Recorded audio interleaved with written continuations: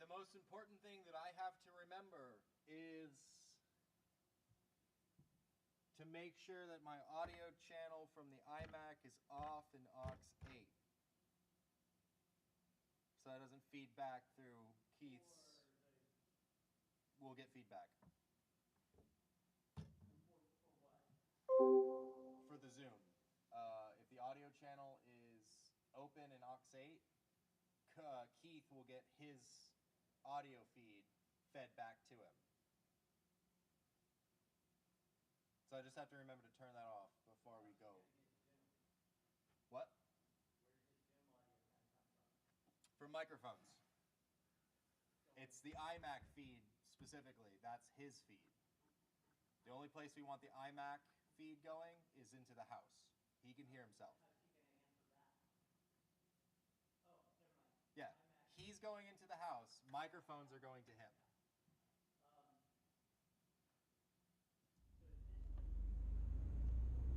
This is too loud.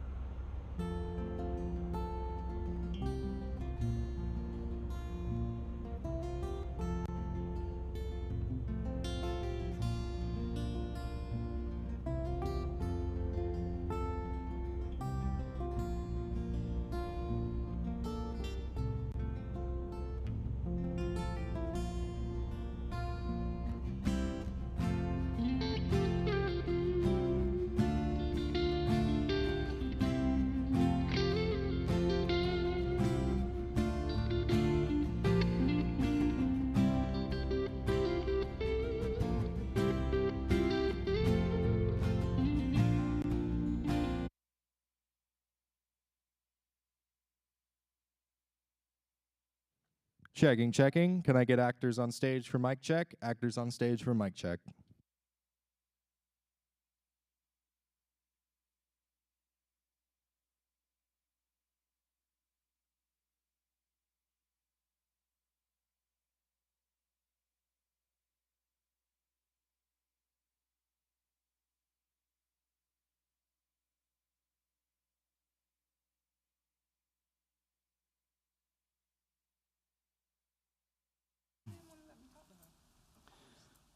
Nothing's wrong with me. I'm fine.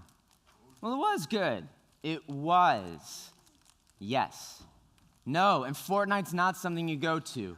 But soft, what light through yonder window breaks? 'Tis the east, and Juliet is the sun.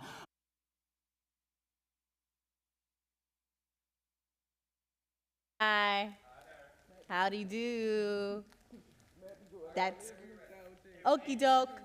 Cute, he was so cute. A little shy, I think, which makes him adorable. Oh. Your mics are going out to the stream. Oh.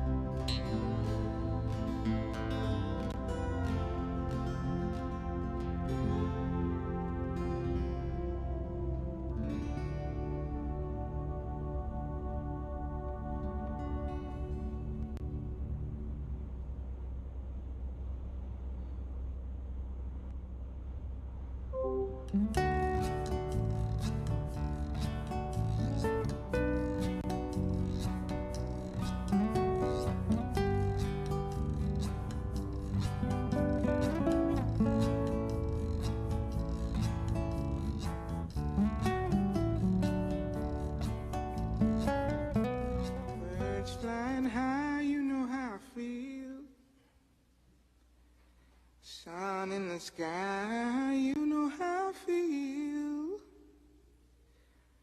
Breeze drifting on by, you know how I feel.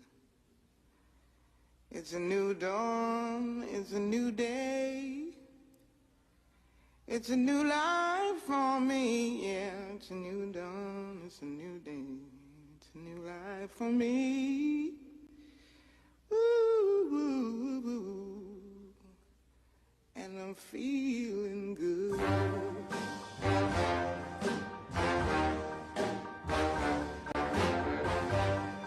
Fish in the sea, you know how I feel. River running free, you know how I feel. Blossom on the tree, you know how I feel. It's a new dawn, it's a new day, it's a new life for me, and I'm feeling good.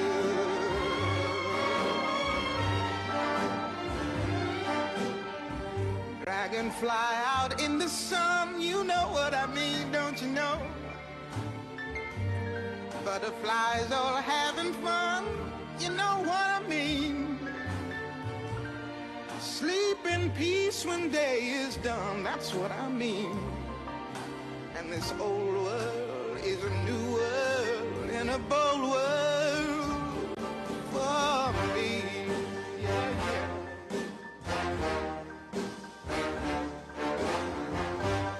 Stars, when you shine, you know how I feel. Scent of the pine, you know how I feel. Oh, freedom is mine, and I know how I feel.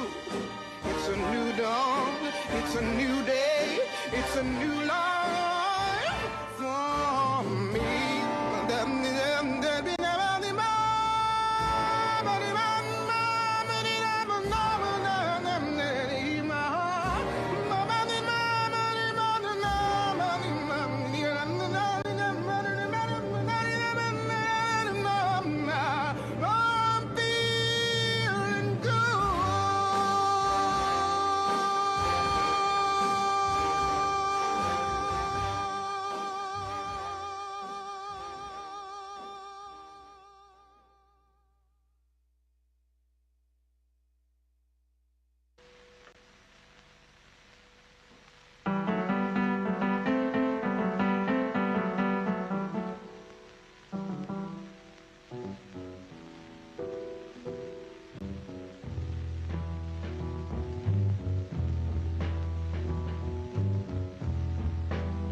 Ain't got no home, ain't got no shoes, ain't got no money, ain't got no class, ain't got no skirts, ain't got no sweaters, ain't got no perfume, ain't got no love, ain't got no faith.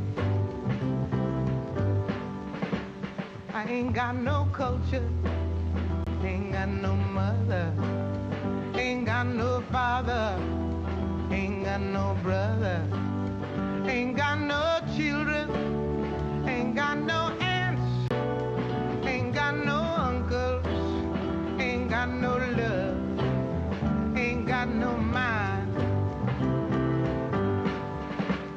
I ain't got no country, ain't got no schooling, ain't got no friends, ain't got no nothing, ain't got no water, ain't got no air, ain't got no smoke, ain't got no ticket, ain't got no water, ain't got no love,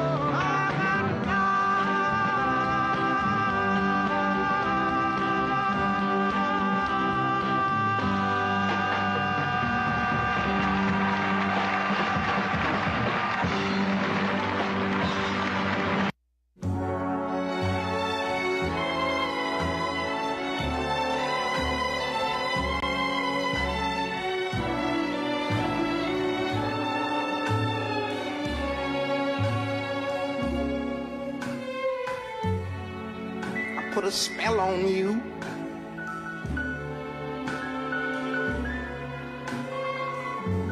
Cause you're mine.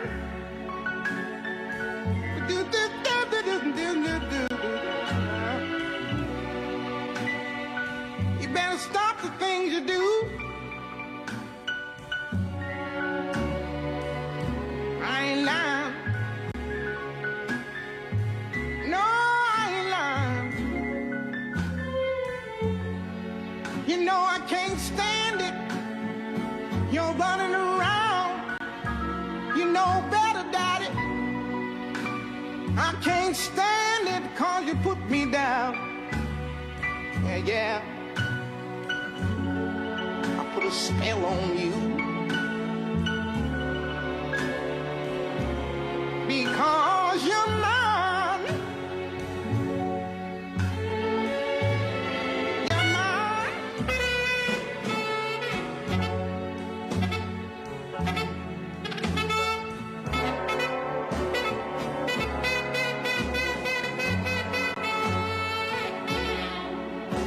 Yeah, yeah. Oh, yeah.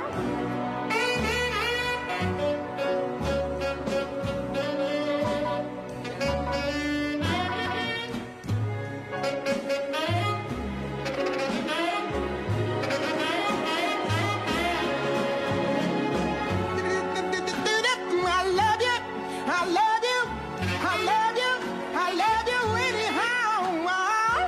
And I don't care if you don't want me, I'm yours right now. Oh, you hear me? I put a spell on you. Because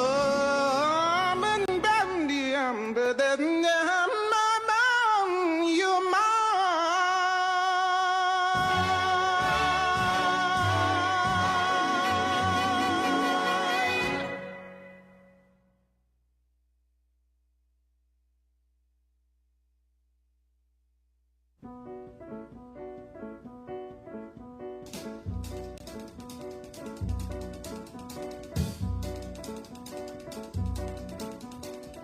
Oh, Cinnamon, where you gonna run to? Cinnamon, where you gonna run to? Where you gonna run to? All on that day, will I run to the rock? Please hide me and run to the rock. Please hide me and run to the rock. Please hide me, Lord, all on that day. But the rock cried out, I can't hide you, the rock cried out. I can't hide you, the rock cried out. I ain't gonna hide you down. All on that day, I said, rock, what's the matter with you, rock? Don't you see I need you, rock? Lord, Lord, Lord, all on that day. So I ran to the river, it was bleeding to run to the sea. It was bleeding to run to the sea. It was bleeding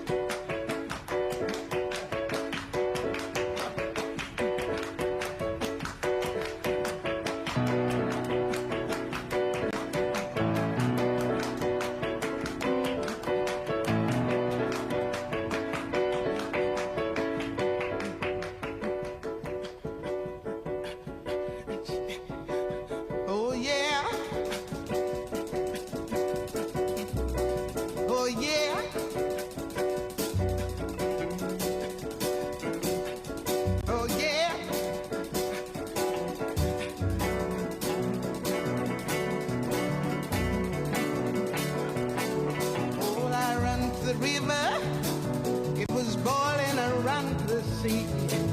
It was boiling around the sea. It was boiling all on the day. So I ran to the Lord. I said, Lord, hide me. Please hide me. Please help me all on that day. He said, child, where were you when you ought to have been praying? Said, Lord, Lord, hear me praying, Lord, Lord, hear me praying, Lord, Lord, hear me praying all on that day. Said, man, you ought to be praying, ought to be praying, said, man, ought to be praying all on that day. I cried, power, power, power,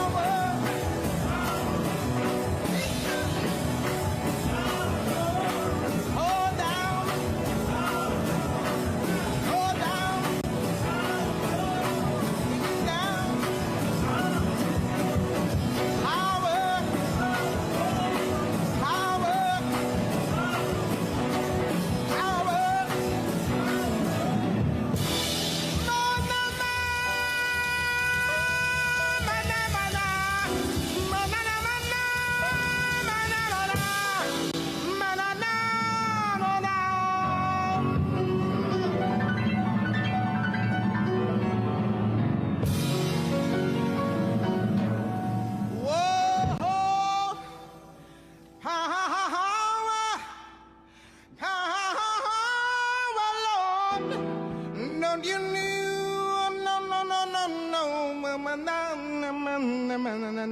no, don't you know I need you, Lord? Don't you know that I need you? Don't you know that I need you?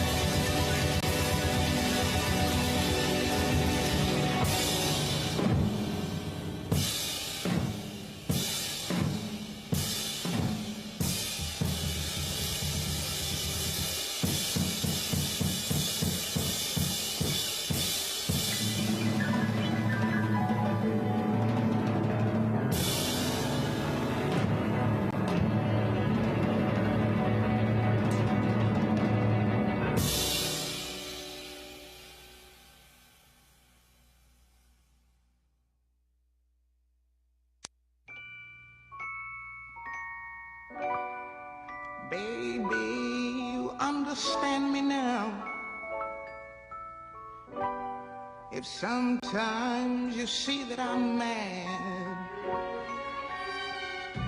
don't you know no one alive can always be an angel? When everything goes wrong, you see some bad. But I'm just a soul whose intentions are good.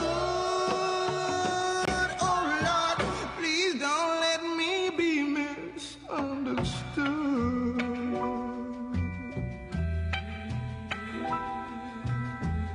know, sometimes, baby, I'm so carefree, with a joy that's hard to hide. And then sometimes again it seems that all I have is worry. And then you're bound to see my other side. But I'm just a soul whose intentions are good. Oh Lord, please don't let me be misunderstood. I seem edgy, I want you to know I never mean to take it out on you. Life has its problems, and I get more than my share, but that's one thing I never mean to do, 'cause I love you. Oh, baby, I'm just human. Don't you know I have faults like anyone?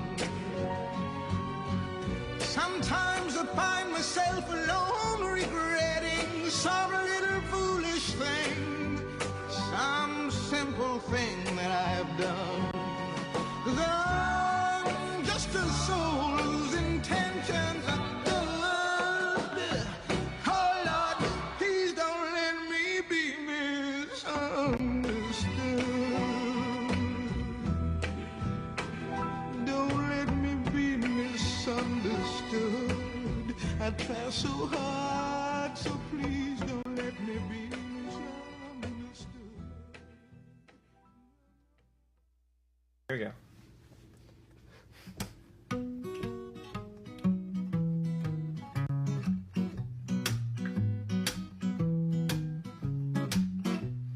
My baby don't care for shows. My baby don't care for clothes. My baby just cares for me. My baby don't care for cars and races. My baby don't care for high-tone places. Liz Taylor is not his style, and even Lana Turner's smile is something he'll never see. My baby don't care who knows it. No, my baby just cares for me.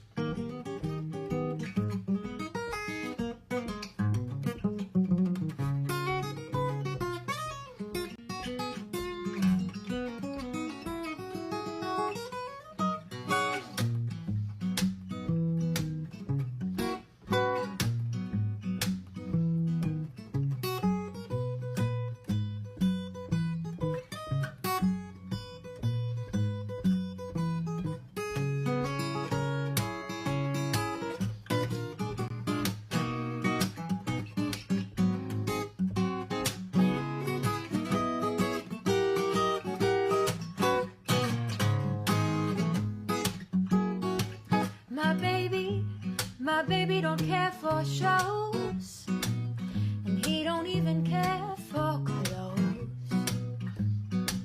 He cares for me. My baby don't care for cars and races. My baby don't care for.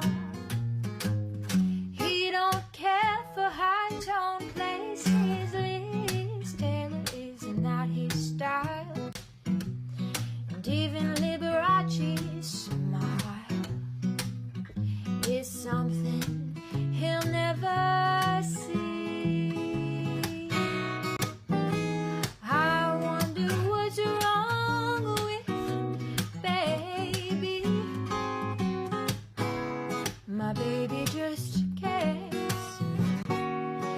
my baby just cares for. My baby just cares for me.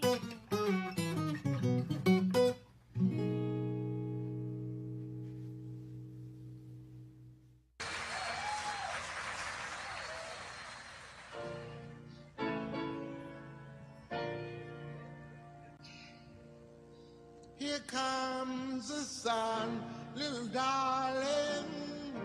Here comes the sun. I say it's all right. It's all right. Little darling, here comes the sun. Little darling, here comes the sun. I say it's all right.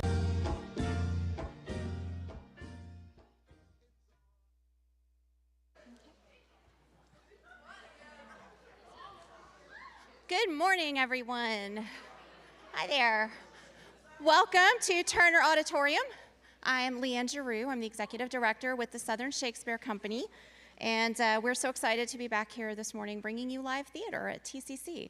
We want to say a huge thank you to our presenting sponsor, Tallahassee Community College, for their continued support of this important production every year, as well as Leon County Schools, Florida Humanities, and the Florida Division of Arts and Culture for their generous grant support that allows us to bring students here each year to see A Town Divided.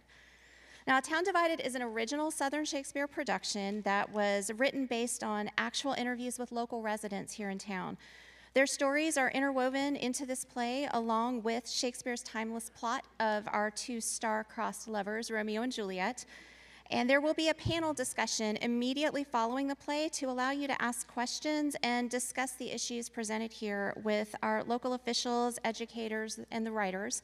And a huge thank you to actor Keith Hamilton Cobb, who will also be joining us for that discussion this morning. So, one final thank you to our cast and crew who have done an amazing job and worked under some pretty challenging conditions. So with that, I hope you enjoy the show. Thanks.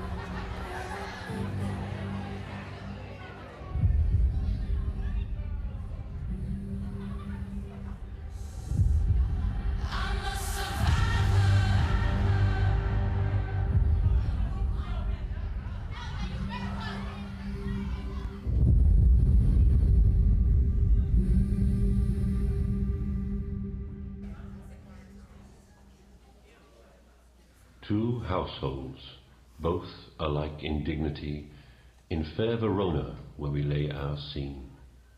From ancient grudge, break to new mutiny, where civil blood. Have you seen this play on the stage before? Absolutely.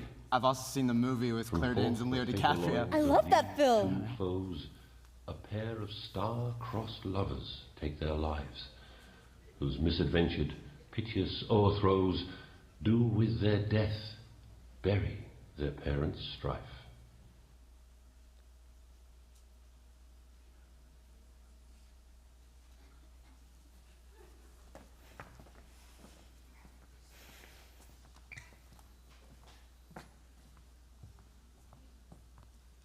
This is my favorite food truck, too.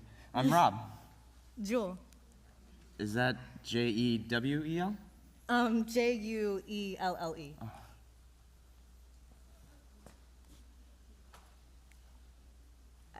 I can't wait for the gallop of pace. Gallop apace, you fiery-footed steeds. Do you know it? Yeah, there's so much in it, like layer upon layer. Yeah. Juliet's just so smart, unlike her head in the clouds boyfriend. Oh, come on, don't say that. He's adorable. Okay. He means well.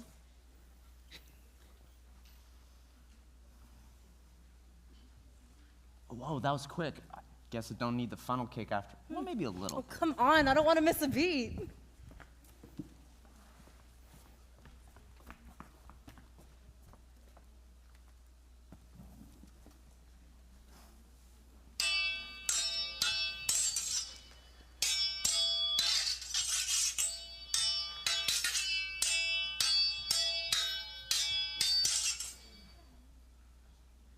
For never was there a story of more woe than this of Juliet and her Romeo.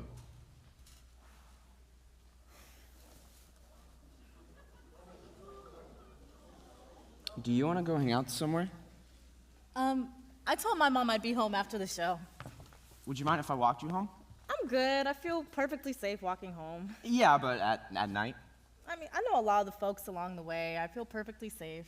Would you mind if I walked you home to keep you company, since you feel safe walking home? Like, perfectly safe, that is? Okay. So where do you live? Off Holton Street. Oh. It's perfectly safe, don't worry. Well, it is for me, I don't know about you. Oh, she really nailed it on the, oh, Charles, drunk all and left none to help me after. And Romeo didn't do half bad with, oh, true apothecary. Thy drugs are quick thus with a kid. Damn. Rob, you good? Yeah. I'm good. Thanks, but they only run over white people on this street. Oh my God. What? You're white. Maybe you should walk in front of me. Where do you live? Tallahassee. Where in Tallahassee? Golden Eagle. Ah, old money. Old money?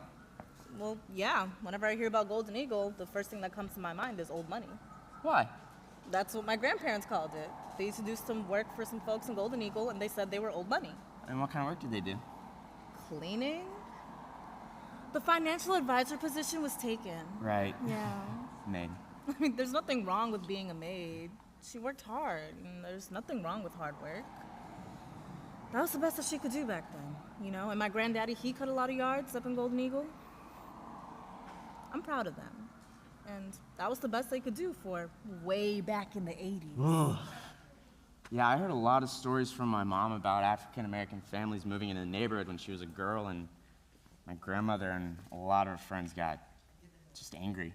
I never understood why everyone was so freaking upset. I mean, I still don't get it. Charlottesville? I know. It makes no sense. There are a lot of folks in Old Moneyville that don't want people like me living there. And there are a lot of people here who don't want me with you, Jewel. I'm home. This is my home. Like a moth to a flame burned by the fire. My love is blind, can't you see my desire? That's the way love goes. I've never really met love anyone talking to like you. you before. You make me laugh. You make me laugh. You're I like the way you beautiful, laugh. and I've you never, smell really ever good too. asked I a girl don't know for a why number I after would say just that. meeting her, so But, I'm just- probably screwing this No, whole it's only- thing I up, just- and and I maybe just you should just- would really yeah. like to see you. Oh my. I just would like to And see maybe you we should again, just and to exchange do numbers that to see what logically, happens. Yeah, I mean, just I to see need what to get in happens, contact but- with you. So so, to do yeah. that logically, can I have your Yeah. number? You probably need your phone for that. Right, yeah, the phone. Yeah, the old phone. All right, ready? Yeah. Call me so I have yours. Okay. Hello? Hi, can I speak to Jewel, please?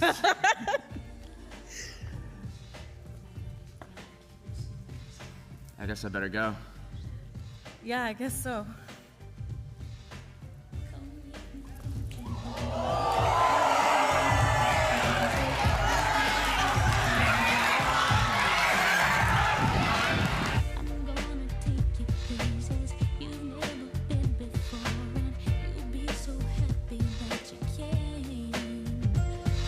Oh,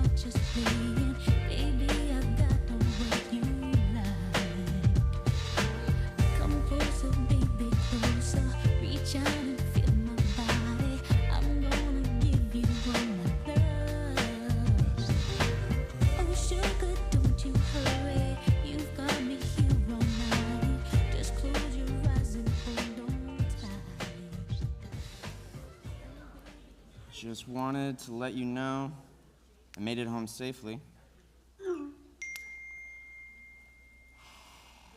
That's good. I'm glad the hood let you out with your wallet intact.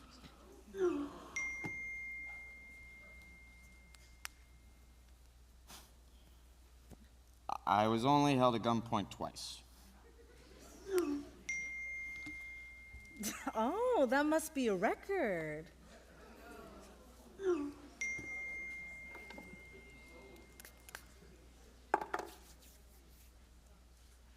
I feel weird saying this, but...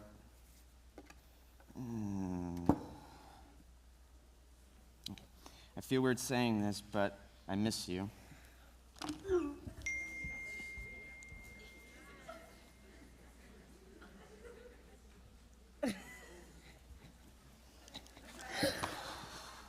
Sorry, I was fluffing my pillow?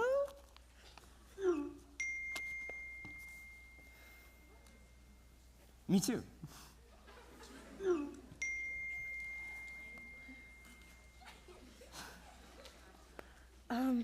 I can't explain why, but I want to see you again.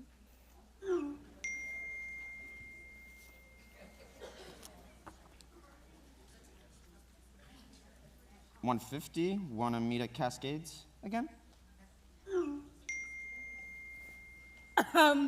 Yeah, same time as you.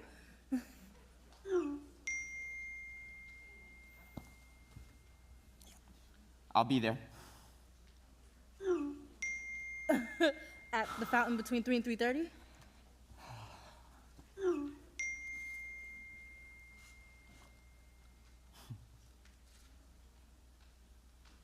You're a gem, Jewel.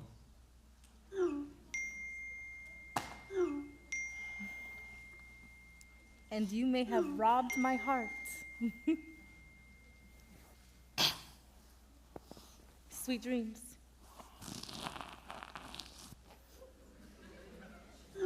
Good night.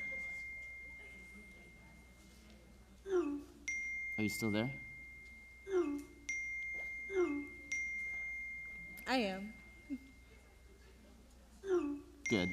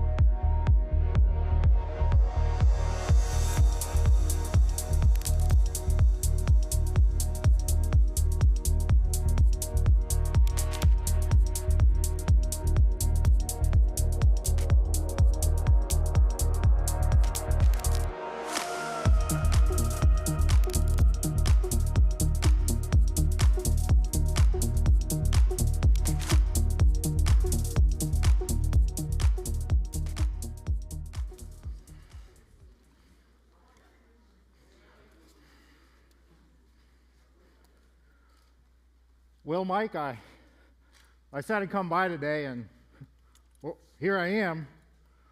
Okay, so I'm 20 minutes late. What's new? Hell, I'm always late.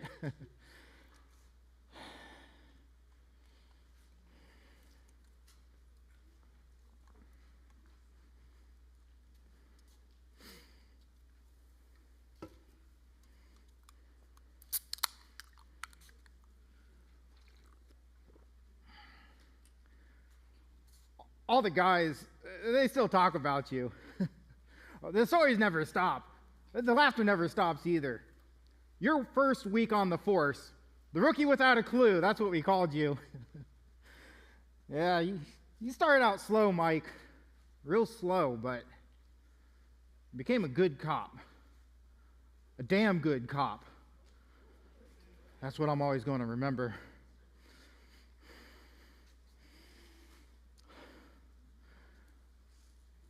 I don't know what this place is coming to. You end up here, and that kid gets to breathe. It ain't fair. Just ain't.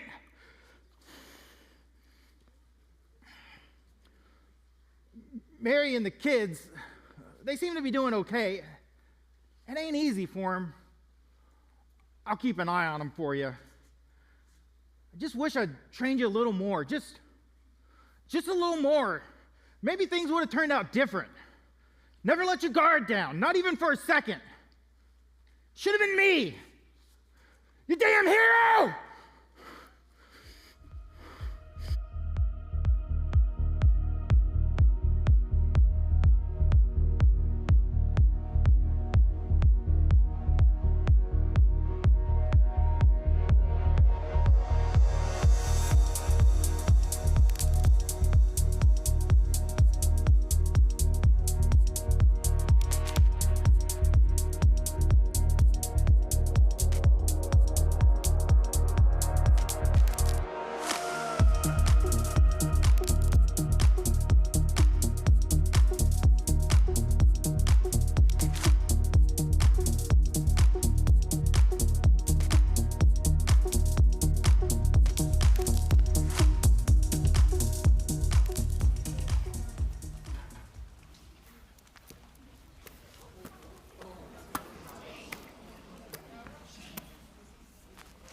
Good morning. Good morning, Ty. Listen, baby, I need you to make sure that you take that trash out and go to the store for me. I need some more garbage bags as well, please. Okay? Ma, I gotta go. What? Okay. And Jewel came home real late last night. Oh. Handle that. Good morning.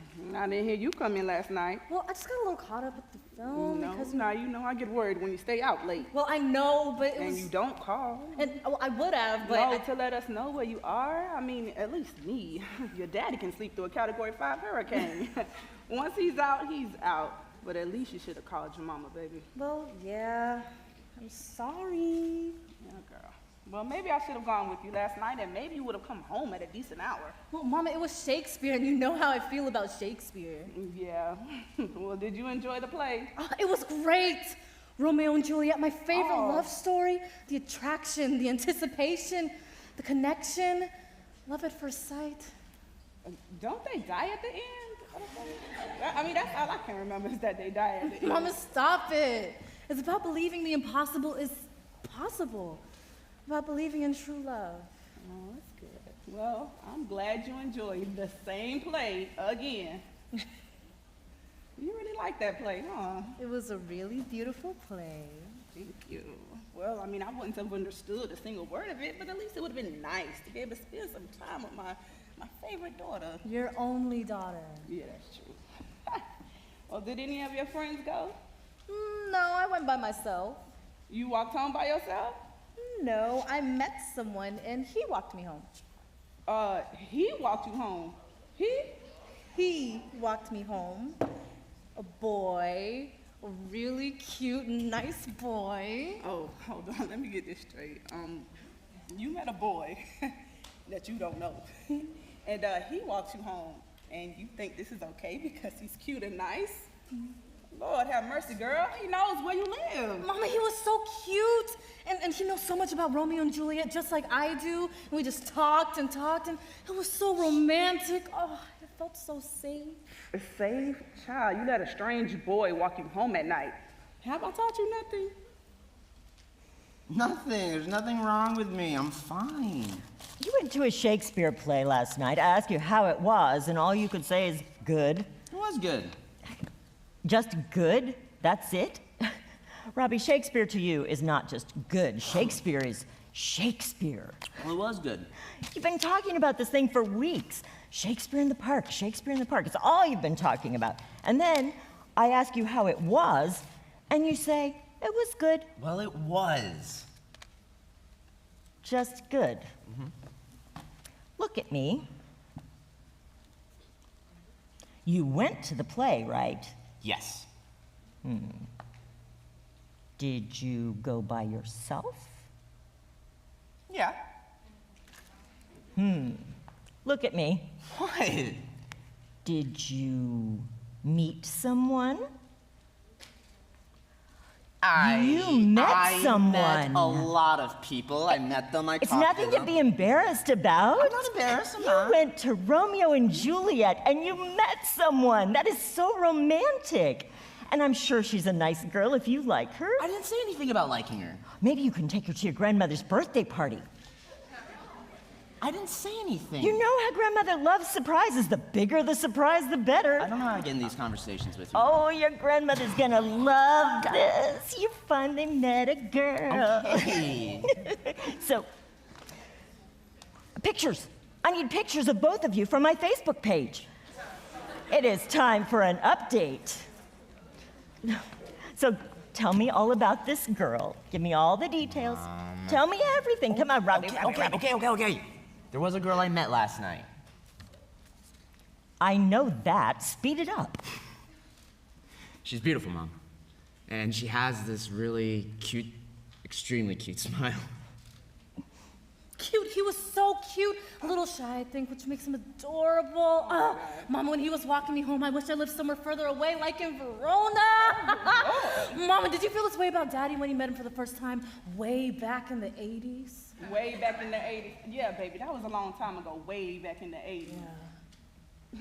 Anyways, I remember when I met your father, he was so handsome. He had the... To be with someone who loves Romeo and Juliet just as much as I do, it's amazing. He quotes Shakespeare, Mama. Can you believe that? He quotes Shakespeare. Yeah, well, your daddy knew every... I never met anyone like this. No one. When he asked if he could walk me home, you knew that he was just trying to find some way to just spend more time with me, you know, muster up the courage to just be with me. Yeah. And I knew it, so I put up a little resistance because, you know, I want him to work a little. But, but he was just so cute about it. Oh, my God. Like a little puppy you just want to take home. Home? You walked her home? You asked to walk her home and she let you. Yeah, Mom, she did. I mean, I had to. I just knew I had to. It was like I was supposed to walk her home. Mom, it was perfect. We sat on the same row and everything, and I found myself trying to watch the show and look at her at the same time. She won. And the conversation was just so effortless, you know? It flowed so natural, and I just wanted to make it last as long as I could. I didn't want the night to end. I didn't want anything to end with her. So I wanted to hold her hand, reached out just for a moment, and, well... Well, does he go to your school? No, he doesn't go to my school. Well, what school does he go to, baby? It's not around here. Is he from Tallahassee? Yeah, he's from Tallahassee.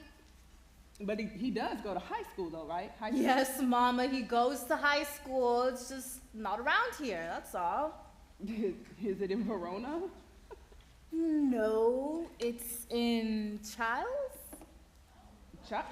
Charles? Oh, God. So we talking about a little white boy, aren't we? Yes, so what if we are? Yes, he's white. Yes, he goes to Childs. What difference does it make? What difference does it make that he's white? It makes all the difference. And girl, you know why they built that school way up there in the first place. Mama, it's 2022. It's a different world. Oh, God, child, it may be a different world, but it's the same people. See, hold on, see.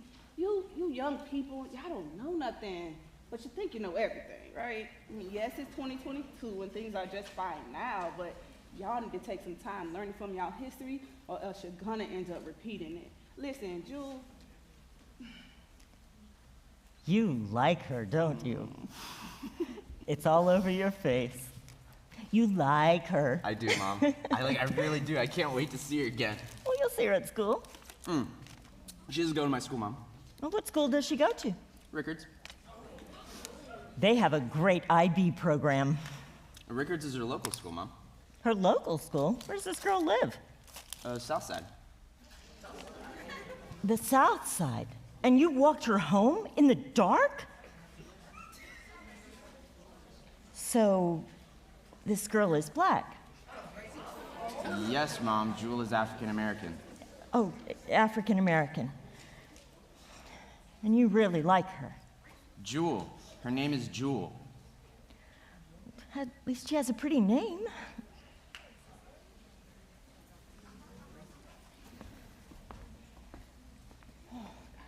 think I was in the 7th grade, might have been the 8th, when I went to a summer camp. But I do remember a boy I met there. I liked him. He was a white boy called Jack, and I knew he liked me too. Oh my God, after about a week or so of us hanging out, we had become such good friends. And he invited me back to his house to play and have dinner. So his mom, she seemed very nice. She asked me if we had a phone at our house. And I told her we did, and I gave her our phone number, thinking that she would call my mama to arrange further visits. I recall I was rather excited at the thought of being able to spend time with Jack more often.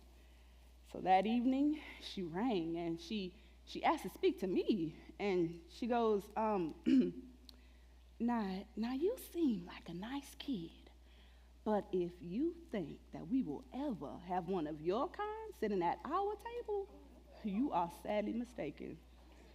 You are not welcome here. Do not speak to my son again, or you will be sorry. And she hung up right in my face. And for the rest of the summer camp, Jack made sure he never spoke to me directly. He made sure he never sat next to me. God, I was devastated. And from that moment on, I always knew and I always made sure that I never got close to anyone outside of our people. See, take it from me, baby. This boy is not for you. He probably just wants to taste some chocolate. That's the difference. I want you to be happy, Robbie. You know I do. I just think about what can happen, and I want you to be safe, honey. I know I'm a little overprotective. I thought this country was over all this stuff, and now it seems like it's all just coming back. Like that awful church shooting in Charleston. And you know, we have some friends and family members who say things that I don't agree with, and I cringe when I hear it. But I understand. They're from a different generation. They grew up with different rules, and for them, it's hard to change. They may say something to her that's not good. Is it fair to put her through that?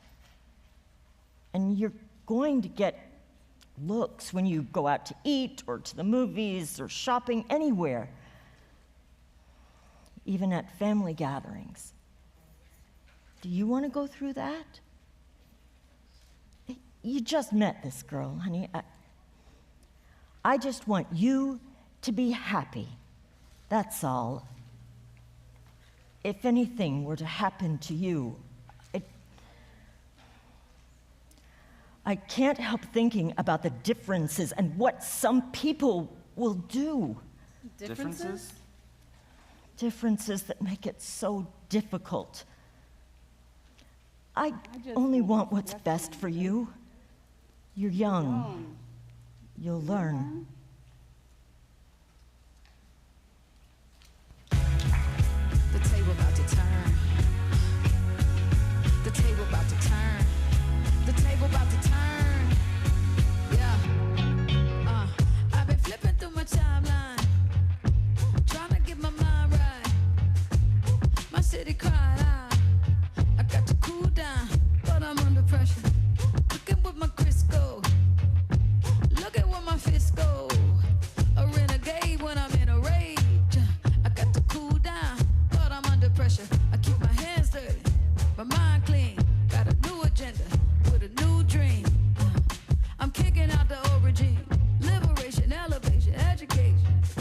America, you a lie, but the whole world about to testify. I said the whole world about to testify. And the table's about to, the table's about to turn, turn, turn. Ain't no stopping till it turn, turn, turn.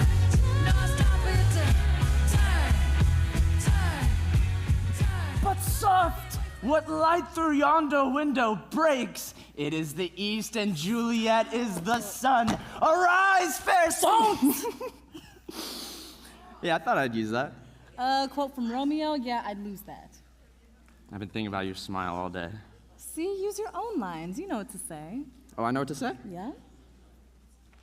What if I were to say I missed you? That would be quite an interesting thing to say to me. Really? Yep. And why is that? Well, because when you miss something... Someone. When you miss someone, that means you want to be close. Very close. Extremely close. That means you want to be close to that person. To you. To me. I missed you. I know. Oh. I have a nickname for you. Yeah? You're my gem, Jewel. Oh, Romeo, you're lucky you're cute. Yeah, I know.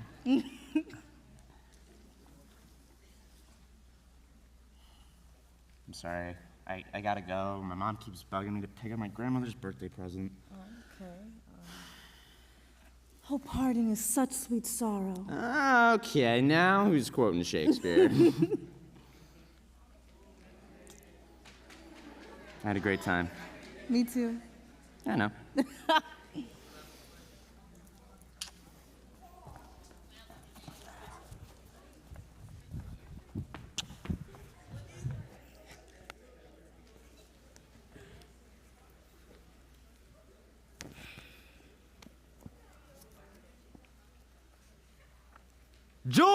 Jewel!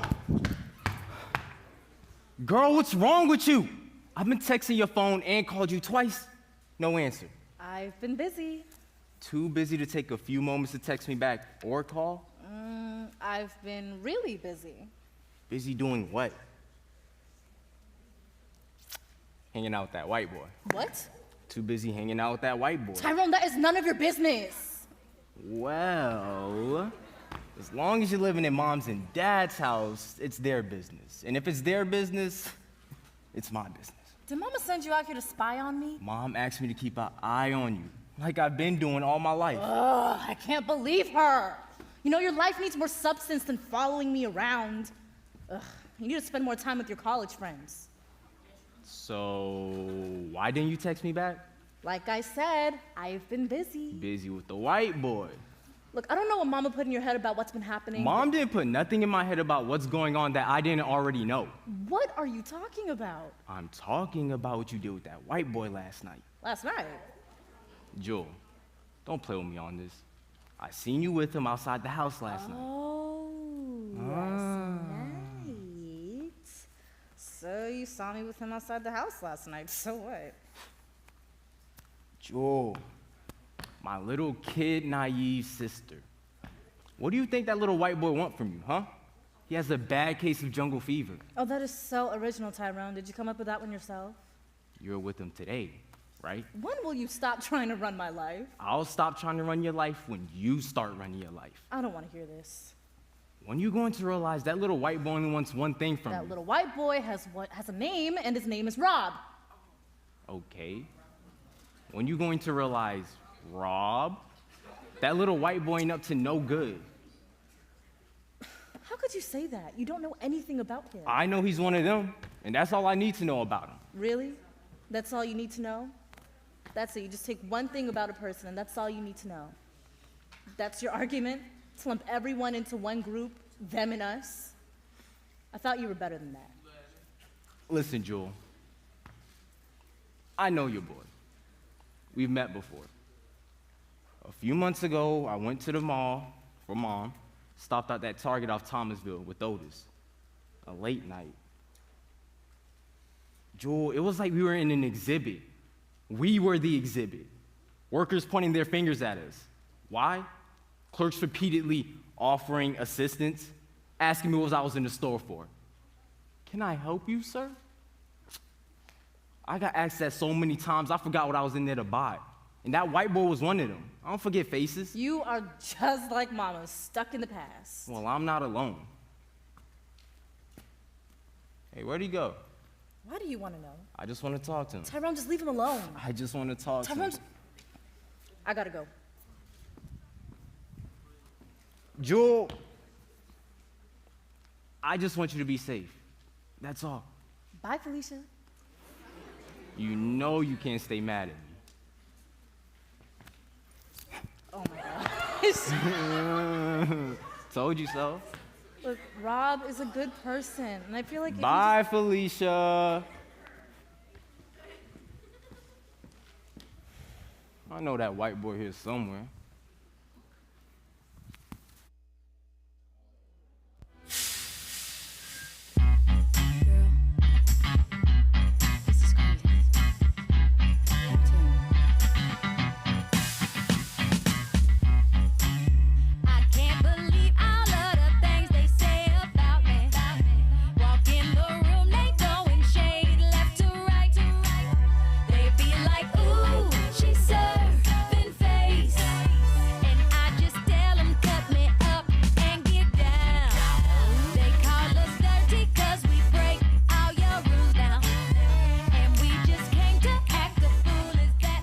Yes, Mom, I'm at the park. Yes. Yes, Mom, I saw Jewel. No. No, I'm not talking about this now, Mom. No, I'm not. That's that. Bye. Bye, Mom.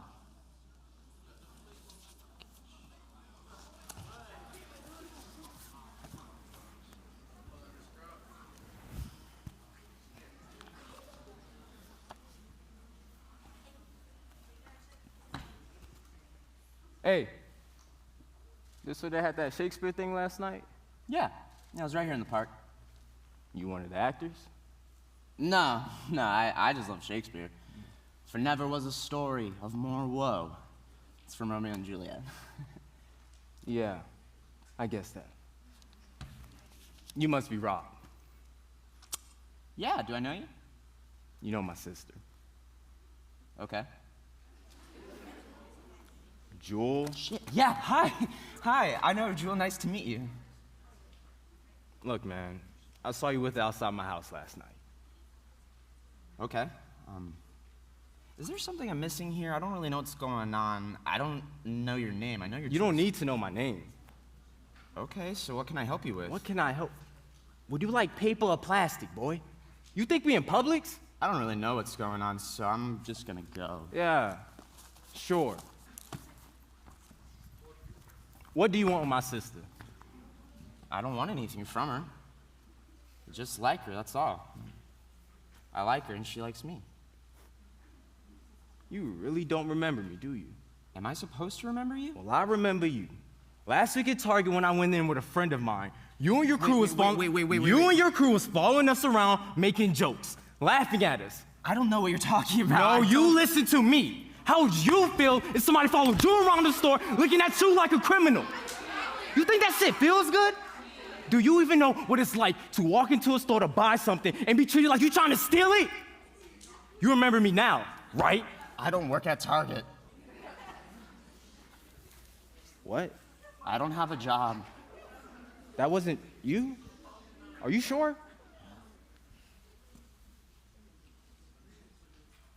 Sure looked like you. I guess we all kind of look alike. I really do. I'm sorry. I'm really sorry that happened to you, man. Listen, I just really liked meeting your sister. When we met at the play the other night, we just clicked, you know? It's nice to be with someone who really loves Shakespeare. She does like that Shakespeare shit. Yeah, well, it's good shit. I'm Tyrone. Nice to meet you, Tyrone. And sorry about that Target thing. No, I understand. You're just trying to protect your sister. Yeah. Do you need a ride somewhere? Actually, I do. I parked over there by the train station. Yeah, I can take you over there if you want. Sure. Man, I can't wait to tell Joel about this one. Oh, I know, right? It's crazy.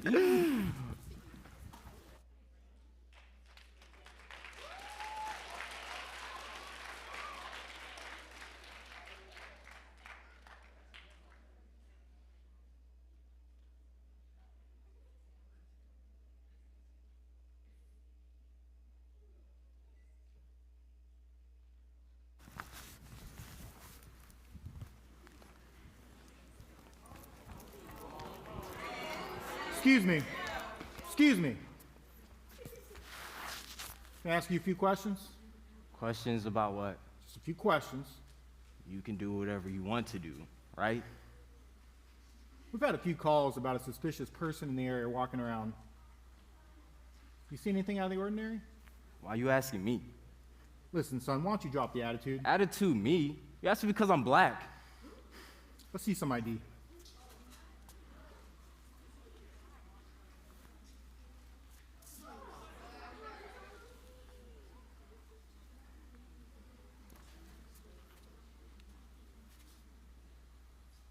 Holden Street.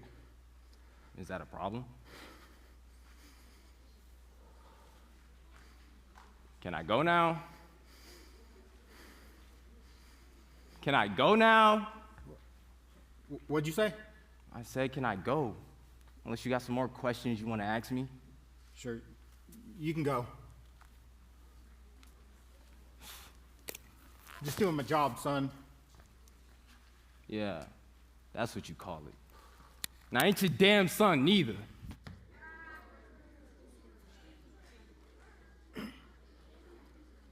Never let your guard down. Not even for a second.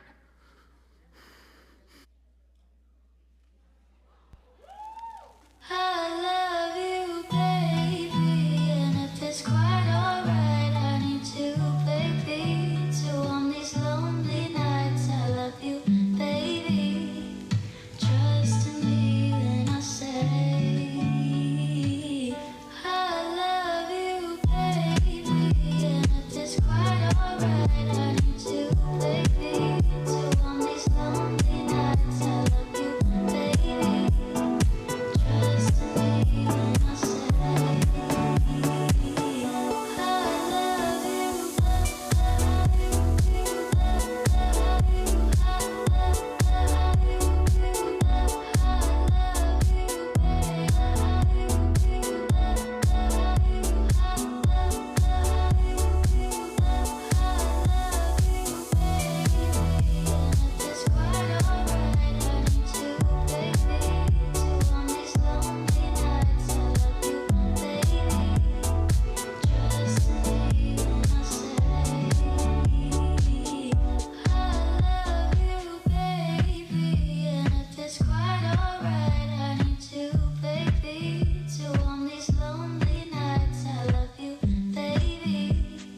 Trust in me when I say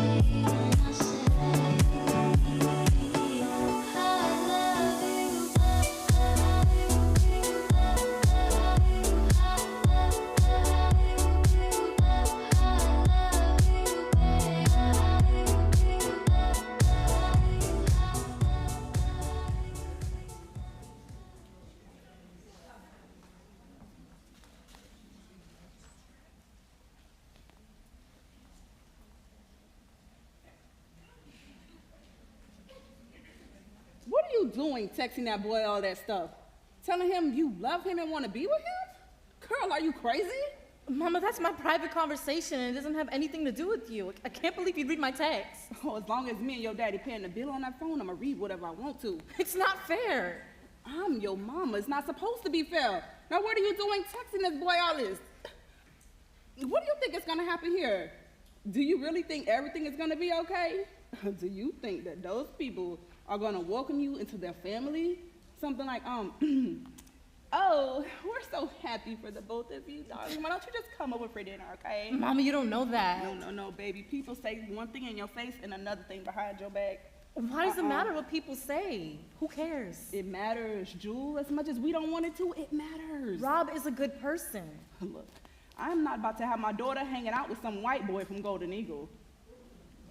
Just because you had a bad experience doesn't mean it's gonna happen to me.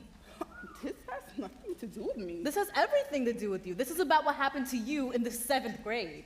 Oh, that taught me a lesson about those people. Maybe you learned the wrong lesson. Oh, really? Jewel, I am trying to get it through your thick head, okay, that nothing has changed, okay? Nothing. Nothing has changed because you don't want it to change. You always want it to be about them versus us. That's because it always will be about them versus us. That's the way it is. That's the way it is for you, but not for me. Jewel, I am trying to protect you. You're trying to control me. No, you have to see the world the way that I see it. That's the problem. Girl, who do you think you are? Like, where exactly do you think you live? Everything has changed except you. Oh, I can change, baby, but they can't. Mama, you're stuck in the past. And you're stuck in Fantasy Island. At least on my island, everybody gets along and lets go of the past. Oh, I'll never forget the past, never. And you don't have to. You just don't have to live there. Girl, you have no idea what you're talking about. I know what I want, and I want him. And there's nothing you can say or do to stop me from seeing him. Oh, excuse me, as long as you're living in this house, you will do what I tell you to do. You can't tell me not to love him, because I do. I love Rob, so maybe I don't need to live in this house.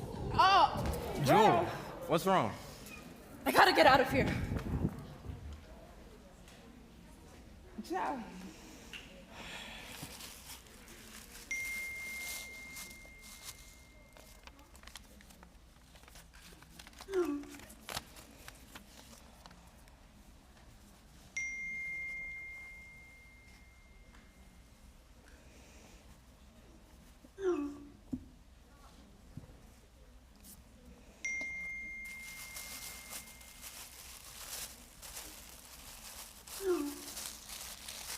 Mom, can I catch up with you a little bit later?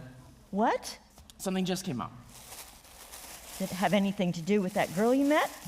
Mom, listen. Don't mom me, Rob. It's your grandmother's birthday party. I know, and I will be there. I just have to take care of something first. Seeing that little girl. Her name is Jewel. Rob, I don't care what her name is. Look, we're not going to go into this right now. We are going to go to your grandmother's birthday party, and we are going to have a good time, and we're just not going to go into this right now. All right, so let's go. Well, maybe she can come to the party with us? If that's okay with you. Rob, what are you trying to prove? I think I already proved it. That your grandmother's a racist? We already knew that. Okay, she's a racist. Case closed. But we never talk about it. Because it's never been a problem. It is a problem, Mom. It wasn't a problem last year. It wasn't a problem last week. It's only a problem now because you've got a little black girl that you like and... I love her. You've got a little black girl that you like, and now everyone is supposed to change because you're going through some kind of phase. It's not a phase, Mom. I love her. No, you don't. Honey, you don't know what love is yet. I know how I feel about her. Feelings come and go. And the sooner this is gone, the better. You know what? Just go ahead. Get it out of your system. And then you can meet a nice girl. A nice white girl. And what's so wrong with that? Nothing. There's nothing wrong with it. It just didn't happen to me. Yet. It didn't happen to you yet. Why? Why is this so difficult for you? It's not about me. It's about you. Everything in my life has been about you. Because I want you to be happy. And I can be happy with Jewel. How? How can you be happy being treated like a second-class citizen? Mom, you're asking me how can I be happy being treated like a second-class citizen by my own family? Mom, it's not about the people we don't know. It's about the people we thought we knew. You are the only child, Robbie. You can't ruin this for us. You can't take this away from me. I've had plans for you since the day you were born. And the plan did not include this. You can't expect me to be okay with this. I love her. No, you don't. I don't want you seeing that girl again. I want you to just stay away from her. Just get her out of your head. I'm going to see her. No, you're going to your grandmother's party, and that's that. No, I'm going to the train station, because that's where Jewel is, and I'm going because I love her. Come back here, Robbie. Robbie!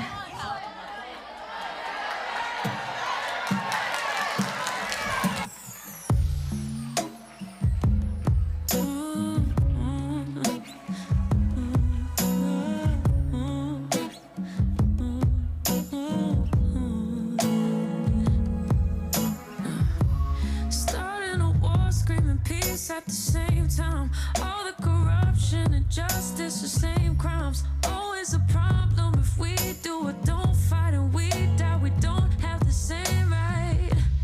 What is a gun to a man that surrenders? What's it gonna take for someone to defend her? If we all agree that we're equal as people, then why can't we see what is evil?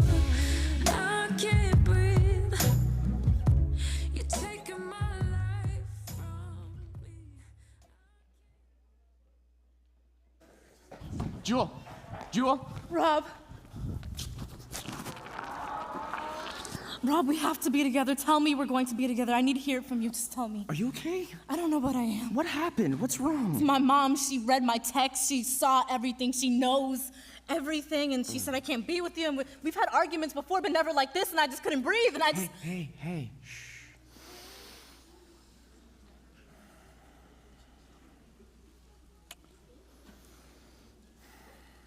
I just had to get out of there. She's trying to control everything about my life. It's okay. It's okay. All right, we gotta go. We gotta go somewhere far away from all of this. It sounds like your mom's been talking to my mom. They'd be perfect Facebook friends. What? My mom practically disowned me tonight. What are you talking about? When I got your text, I just wanted to come and see you, and she just totally lost it. It's like I didn't even know who she was. Nothing I said, Jewel, was important. And then I told her I loved you. The look on her face, I felt like I ruined everything. She has my entire life planned for me, and I just had to leave, Jewel. Hey.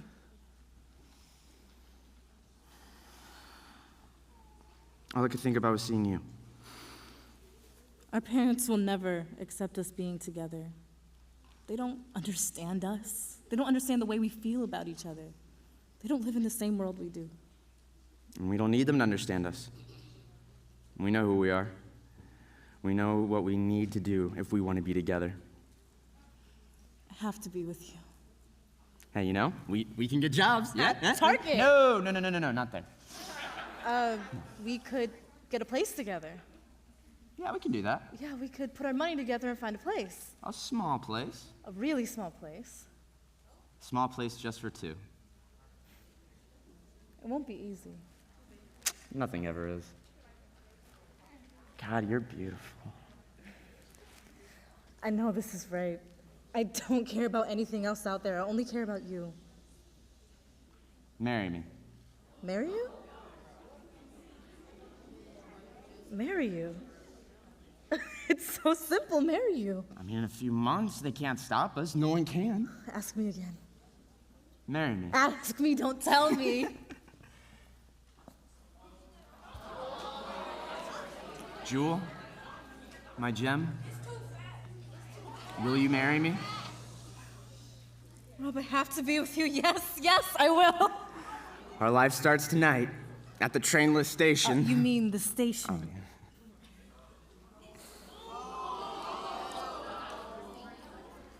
What are you two doing out here? What's going on? What are you doing? Nothing's going on out here, officer. Rob, Are you alone, just you two? Just wait right there.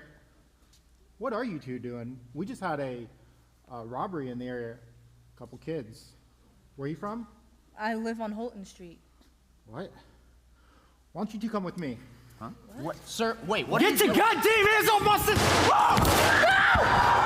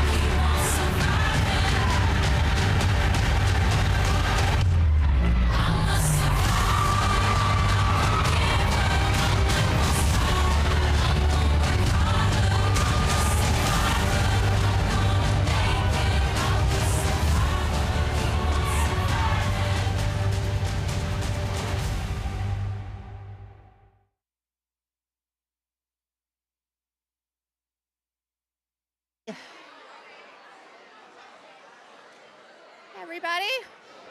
So what'd you think? Ready? Yeah, you did a great job.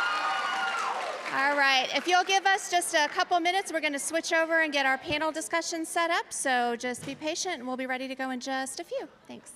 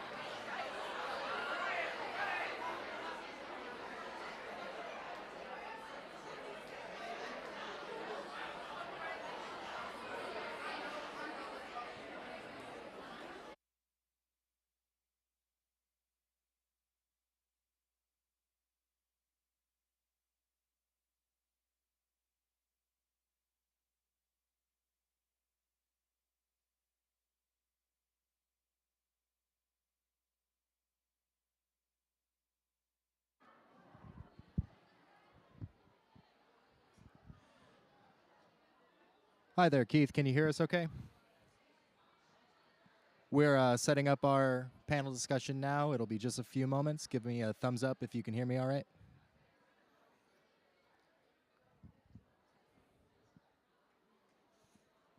Hi there, Keith. Can you hear me okay? We are setting up our panel discussion now. It'll be just a few moments, and we will begin. Just give me a thumbs up if you can hear me okay. All right. Thank you, sir. Stand by.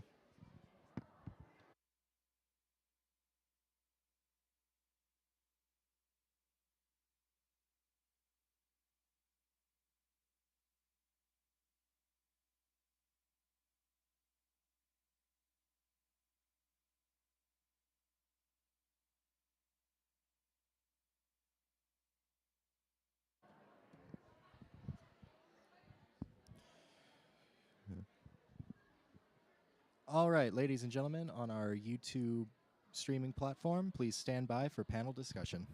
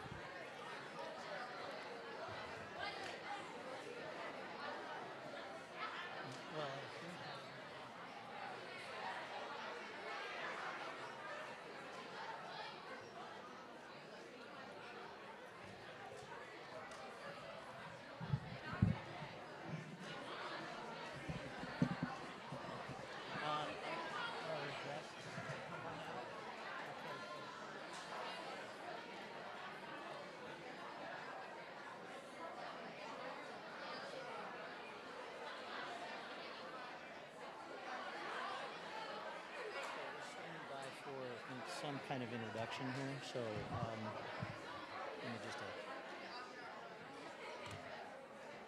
I've lost my mouse here for some reason.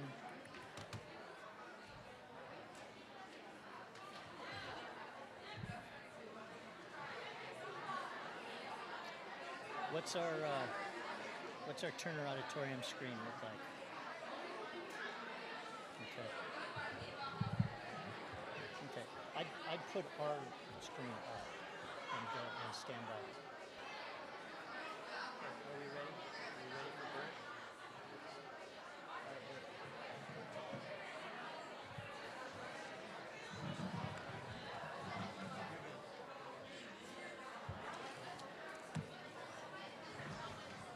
Ken, we're going to go to about 11, 12, 15 or something like that, 12 o'clock. Fine. Okay. And I can... Good morning, everyone. It's great to have you all here. We're going to get started in a second. Did you like that show? Give them a round. Thank you so much. Can everybody hear me? Fantastic. So what I want to do first of all is thank you all for attending this program. Really appreciate it so much.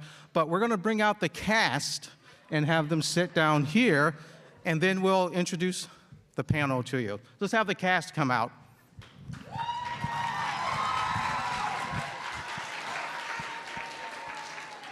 Let's have the cast. There we go. On the stage. On the stage. Edge of the stage. Yeah. Have the cast on the edge of the stage there. You want to sit by your girl? You can come sit by her. Thanks, Mom. Great. And now I want to go ahead and bring out the panel. Let's go and have the panel come out. Yo. And I'll introduce them.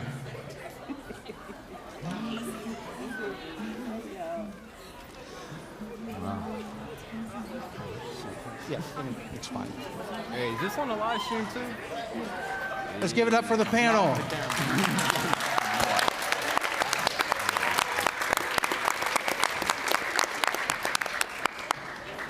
All right. First of all, I want to welcome you all to the talkback part of this presentation of A Town Divided. My name is Bert A. Mitchell, and I will be your moderator for today. I'm a past director, and I'm one of the writers, one of the co-writers of the show that you just saw. Also currently on the Southern Shakespeare Board of Directors. What is our goal for today? Our goal is to model a dialogue about race relations, and about racism, and how it has impacted all of us in our society, in our communities, our families, and each of us individually. This is a tough subject to talk about, right?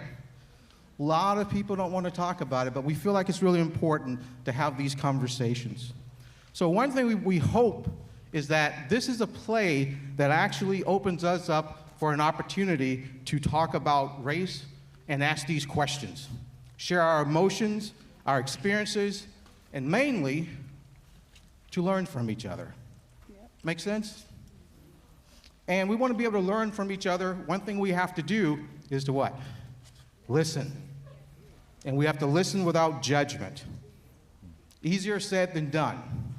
So what we want to do today is create a safe place for us to talk about these issues.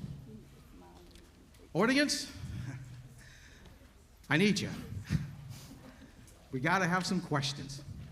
We want your involvement. We want your questions, your comments. We actually want to hear from you throughout all of this. So will you be able to do that when the time comes? Yes? Good. All right. We also have a panel that I'm going to go ahead and introduce. And I'm going to go ahead and read a little bit about them, and then I'm going to come back and we're going to ask some questions from each of them. First of all, we have Keith Hamilton Cobb. Keith is an actor, writer of American More. It's Keith back there, you go, virtually. This is a play about race and theater that Southern Shakespeare hosted in collaboration with FAMU in 2017. We have Phil Croton. Phil, going to raise your hand? Thank you. Phil is a writer, director, and actor. He also is he's a co-writer and a past director of A Town Divided. He's also known as Shakespeare Man in the Leon County Schools. All right, we have Nicole Everett. Nicole Everett.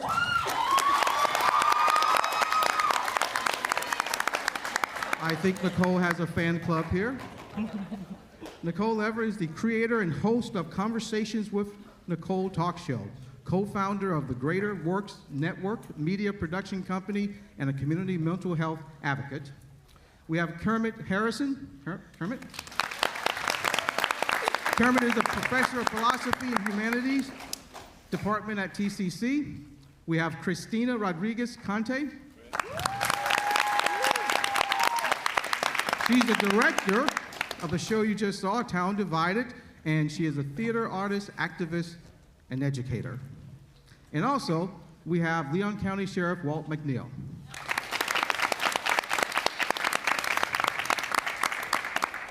Walt was elected, Sheriff O'Neill was elected in November of 2016.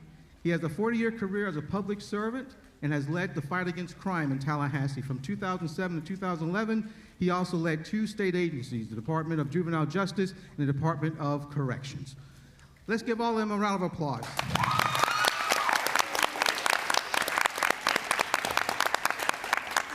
All right, for each of them, I'm going to ask them a question, the panel, and then I'm going to turn it over to you with your questions after that. All right? All right. Keith, your question. Why do we need plays like these to discuss issues about race? How do plays like A Town Divided or American More add to the conversations about race?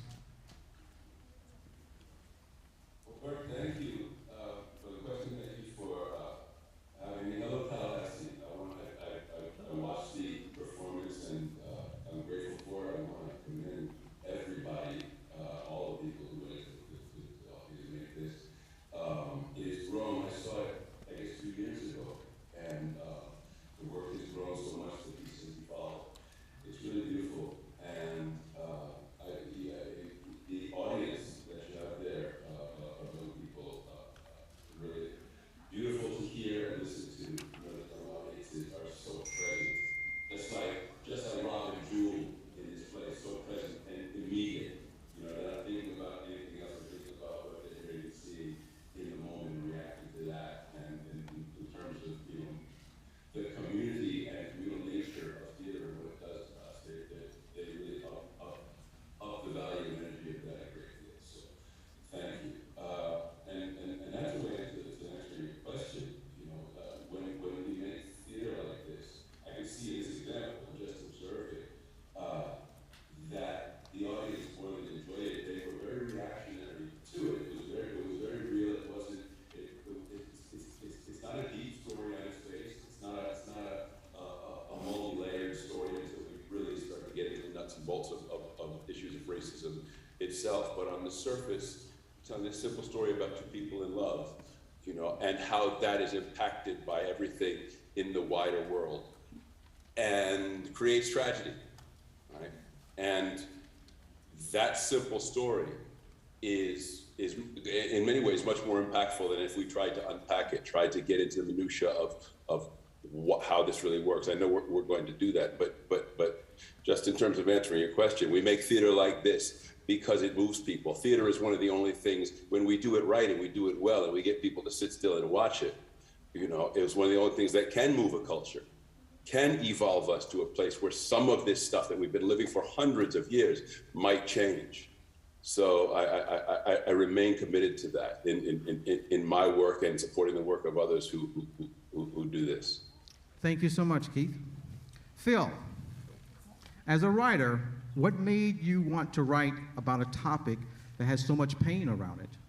Oh, well, to be honest, the Southern Shakespeare Company was doing a version of Romeo and Juliet. Can you hear me? Can you hear me in the back? Is that okay now? Yeah?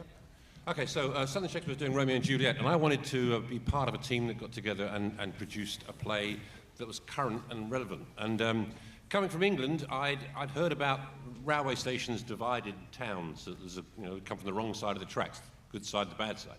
I always thought that was an urban myth until I came to Tallahassee. And there it is. It's as clear as day. We do our plays on Cascade Park, which is right on the joint of the train. So it's important to me that we used that railway station, which nobody uses, as our sort of point where they could come together and feel they could unite.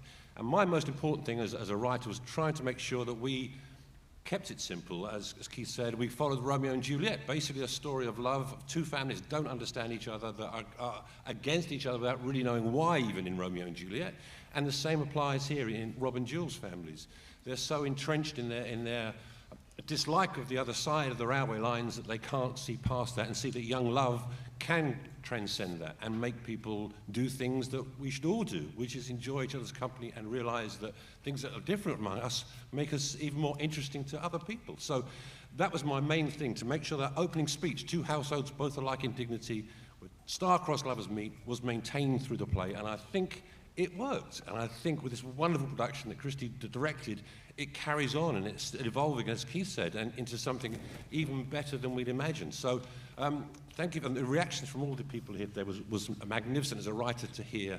It was wonderful as an actor to see these fantastic people, and they've been through an awful lot. Some of them have only just recently come into the company, and they just knocked it out of the park, I think. So a quick round of applause, if you don't mind, again, for our actors here. Thank you, Phil.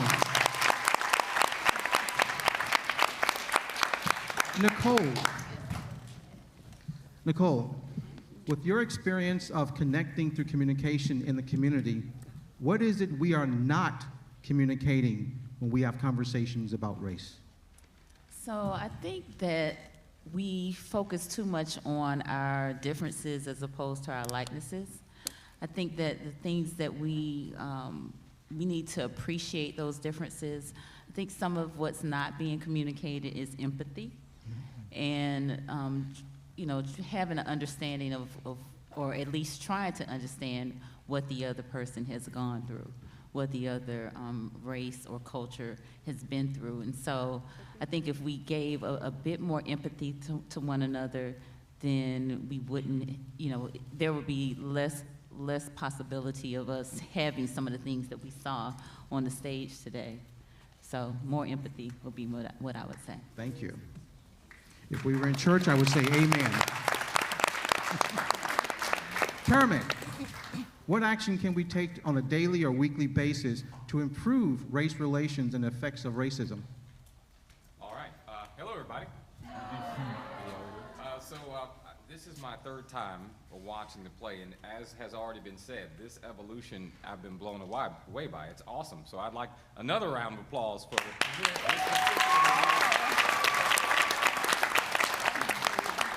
Okay, so the question to me was what kinds of things should we be thinking about on a daily basis with regard to race? So my question for you is, are any of you aware of something that you know better, but you don't do better? Like there's something you know, but you don't do it. I think let's do an easy one. Like there are some things you probably shouldn't eat, right?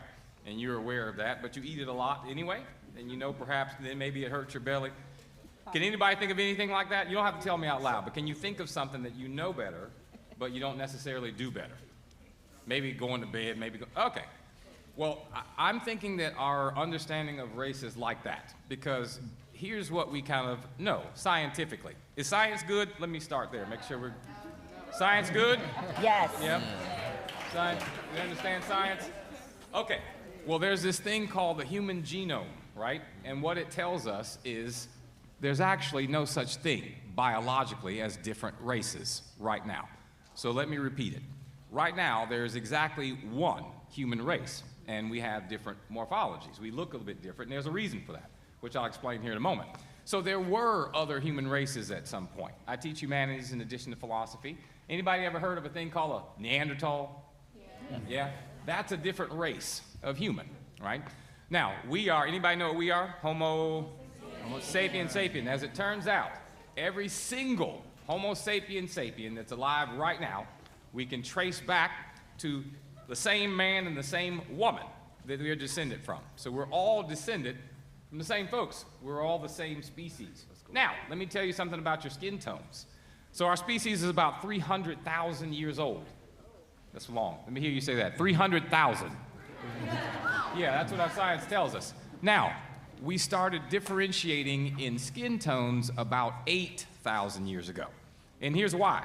It's not just that we were moving away from the equator. It's that about 9,000 years ago is when we, Homo sapiens sapiens, started agriculture. And so when we started agriculture, we weren't eating as much meat, so we weren't getting as much vitamin D from our food. So we needed to get it from the sun. So as a result, we began losing melanin. So many populations of human had less melanin in order to take in vitamin D from the sun. All right, so scientifically, what we know is that we're all, how many species? One. One. And so how many human races? One. Exactly one. Now, next point, then I'm gonna stop. I was going to do that, but you can do it too.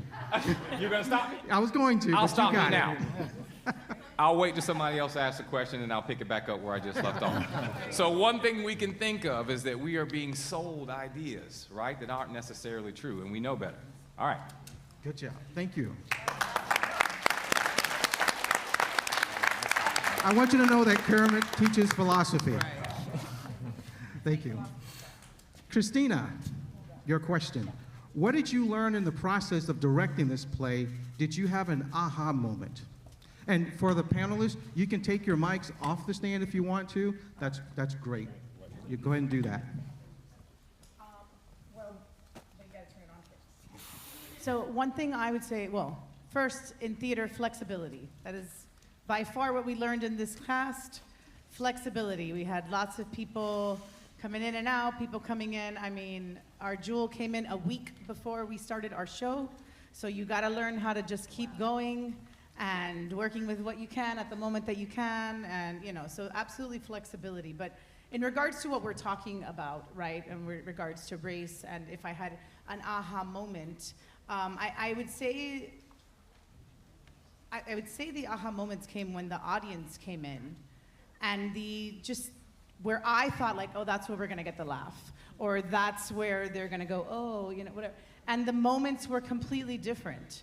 Yeah. And so it reminds me that you all know a lot more than we give you credit for, right? And so that's the aha that I get, which is that we need to start talking to young people like they're adults, because they're living adult lives sometimes when in regards to race, right? They're walking around fearful of what may or may not happen to them. They're walking around just dealing with daily interactions when maybe someone knew better but didn't act better, right? And so that's my aha moment, okay, is to really just say, so now that you know and you see it, right, we need to give you more too, I think. Got it. So, and I'm happy to do that through theater, always. Thank you. Thank you. Sheriff McNeil, what is law enforcement doing to build better relationships with the community? However, many people may not be aware of your actions. So in essence, what are you doing that we don't know about, that you can talk about? Well, first of all, let me say to the audience that that play, I've seen this 3 times now, and that, without hesitation, is the best rendition I've seen. You guys did a fantastic job.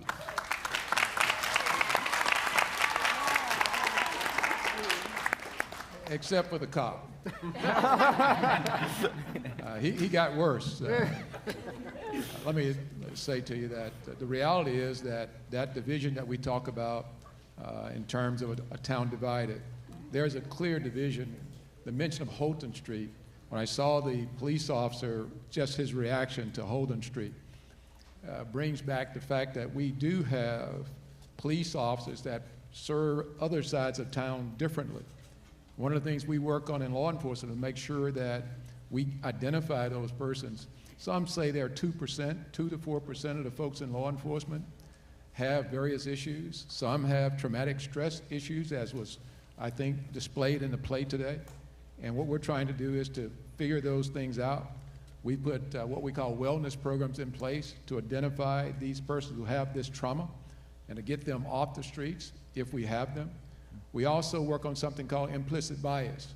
That is, that many of us have biases that we don't even know we have. At least we don't outwardly admit that we have those biases. So it becomes my responsibility and those of other leaders in law enforcement to make sure we identify who those persons are and more importantly, that we get those persons out of law enforcement. And I can tell you that there is a movement because of plays like this and because of activists taking a stance across this country, putting a spotlight on law enforcement. There is a movement to which law enforcement is now changing and understanding that you just can't simply show up and be aggressive towards a person simply because you're afraid of him or her. And that's a big change that's on the way. And you all keep working at it. Keep working at making those changes and keep holding people like myself accountable to making sure that what you want to see happen come to fruition. Thank you so much.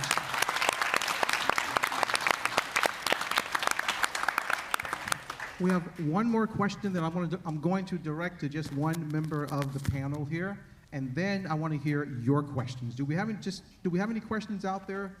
Okay, so we do have some. Great, and we have a microphone that will come to you. And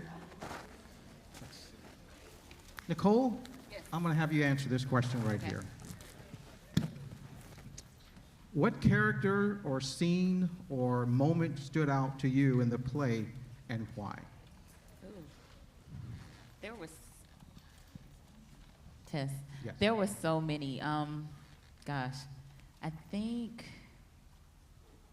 when Rob's mom was talking about the plans that she had for him, and, you know, that he couldn't do this to their family, you know, because he was the only son, the only child, you know, what a burden to have to bear.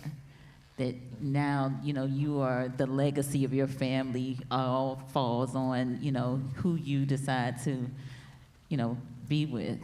So that was heavy. Now, this is my second time seeing it as well, and again, you all really killed it. I mean, it was really great.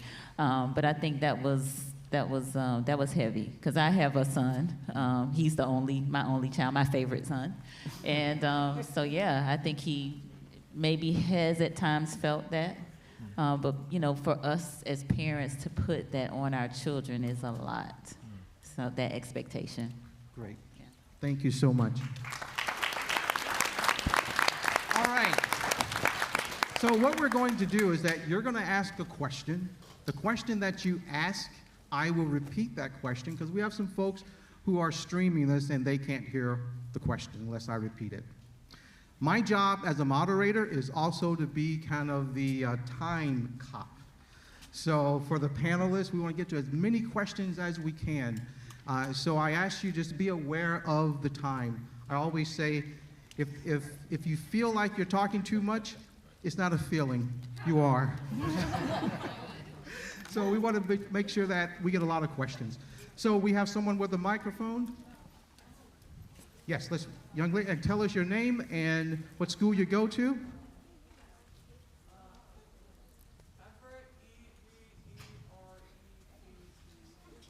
Got it, Everett? Got it, Everett, or could you tell us your question? I felt a little like I expected there to be more at the end of it. It felt a little rough. Okay. So you talked about how the ending was really shocking for a lot of people. You weren't expecting that. That was the question. Phil? Yeah, very good. That's a very good question, and I felt that too actually tonight. I was like, okay, oh my goodness, it's so quick. The scene at the railway station is so poignant that again, reflecting Romeo and Juliet, they got married within a matter of days, you know, in the same sort of way that Romeo and Juliet. So he drops on his knees, and we're all wow. That sucks you in so much that when the sheriff arrives, it's how it did seem very quick tonight. I mean, I think. It's the shock of it all, of course, and the tragedy ends that the poor Juliet character is left without her brother and her lover, you know, I mean, as opposed to...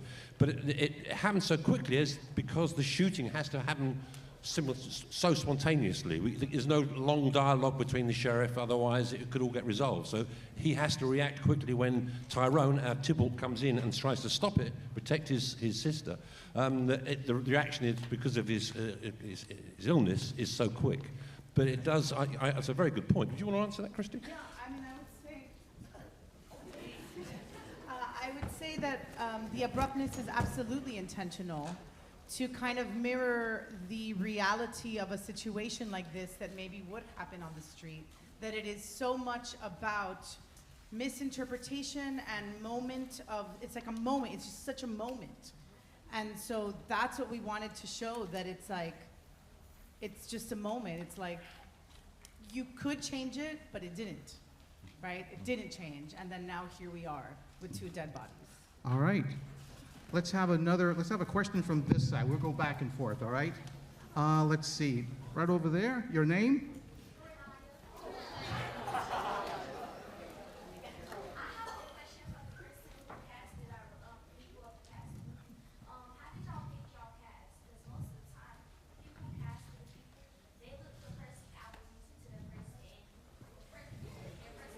Mm-hmm.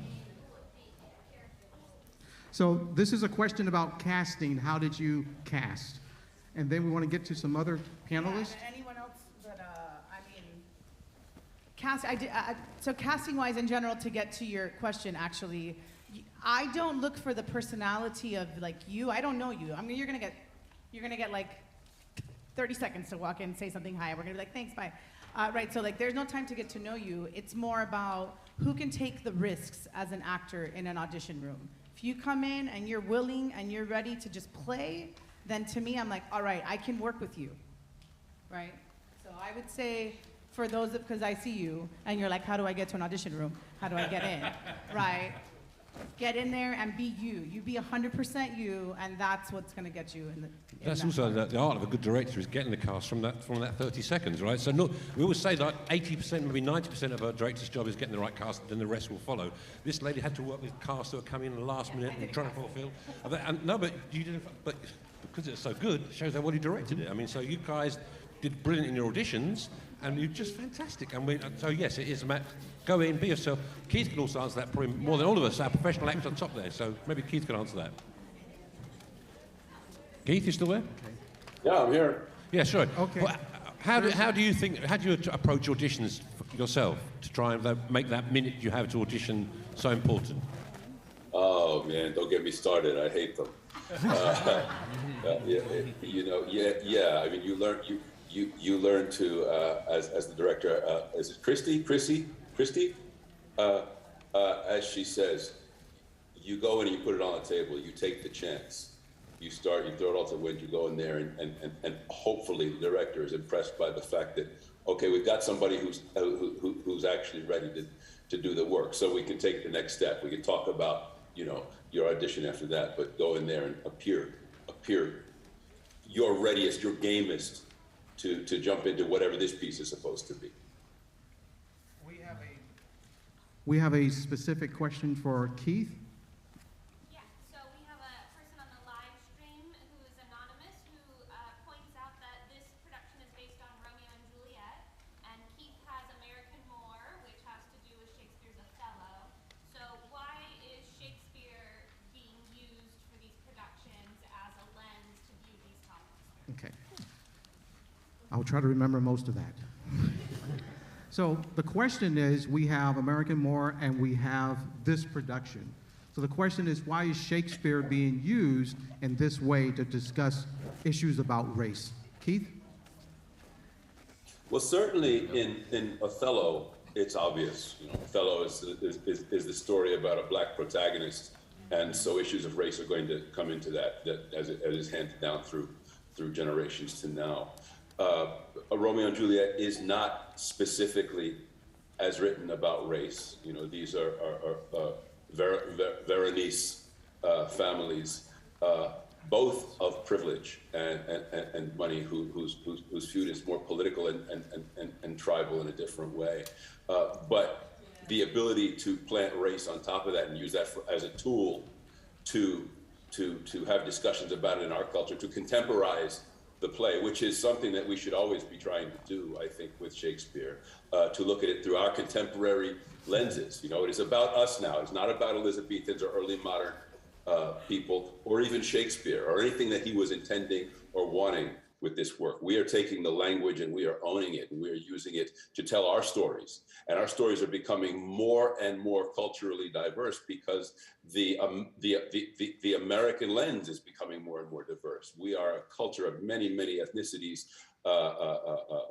sexual orientations, age orientations, race orientations, you know, and we make a cumulative body that has a story that is evolving.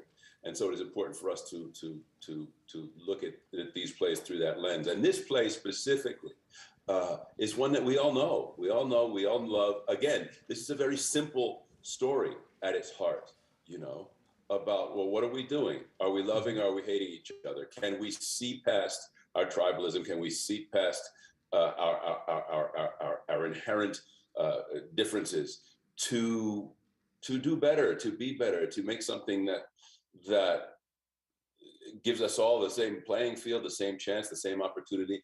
The answer generally is no, because humanity, I think Jules' mom has the line in this play for me. She says, it may be a different world, but it's the same people. You know, the nature of the human being has not changed in 2,000 years. You know, the human being is self-serving and self-preserving. And that self-service and self-preservation extends to that human being's tribe, but generally not much farther than that. And we're still stuck in that. So, you know, we can tell this story in the moment and try to go out into the world and be, you know, adopt the practice, each of us, as to be better human beings and to see past that. But we are impacted by some very sort of primal needs as people, and I don't know how well that ultimately works. Nothing to do but continue to do it, right? Nothing to do but continue to do the work, and this is one way to do it, to tell the story again. Let's all get together, let's look at it, let's see if we have a chance to do better, you know, the next time. Isn't this a tragedy? How do we fix this? That, again, that's the nature of theater and the purpose of theater. Thank you. All right, I'm going to go here, then the middle. So let's go. Yes, ma'am.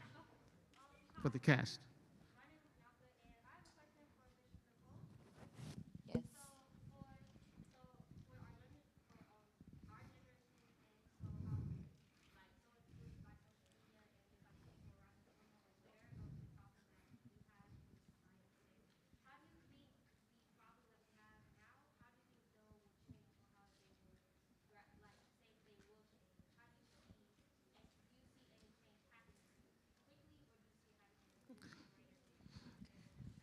So this is a question about change, and we have all this social media going around, and the question is, how do we change, or how do you see change coming?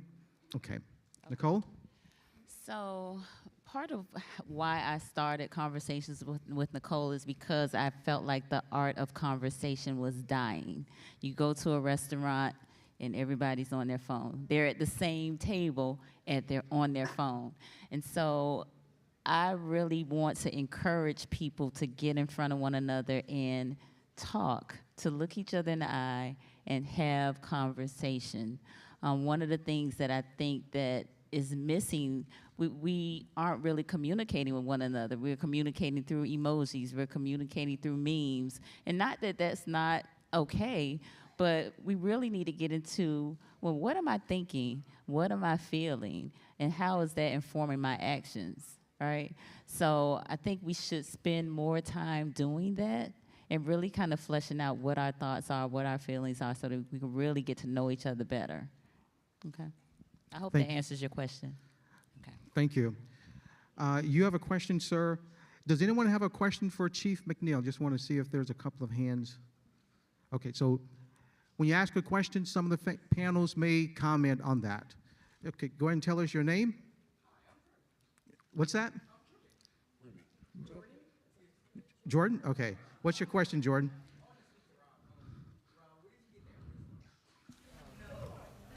The question is about where he got something from. Where do you think?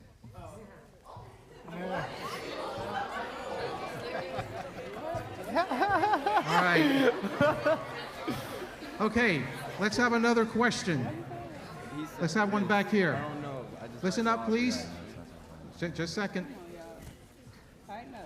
Just a second. Go for it.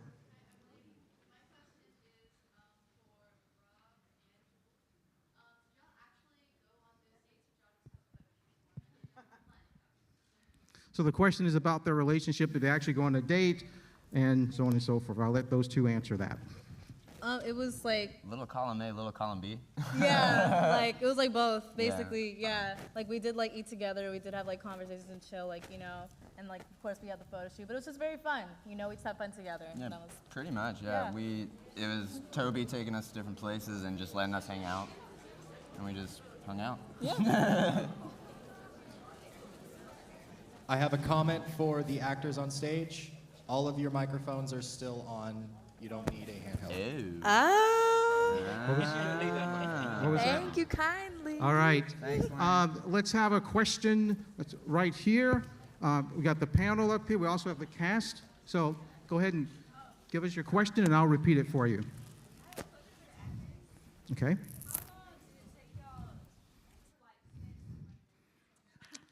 How long did it take them to the lines? Okay. How much practice rehearsal did you guys have? Let's have one actor talk about that. Oh, yo, okay, yeah. I think the answer is Tyrone. A month but like he said, Jewel had about a week. Mi Madre had about 2 weeks. Yeah, so we had to get it down pretty fast. All right. Can I speak to that really fast? I think your question was, how do you stand still on a stage? Okay. Breathe. That part. Seriously, breathe. Find your center, plant your feet, and find your confidence, and just get into the words of the character. And then the fidgeting and the swaying and all of that, that's just nervous energy. So find a place to, boom, get it out, right? That's how you stand still. Okay. I got a question. I see you. We have a question over here, then we'll go to this side over here. Yes, and speak loud so we can hear you. Listen up.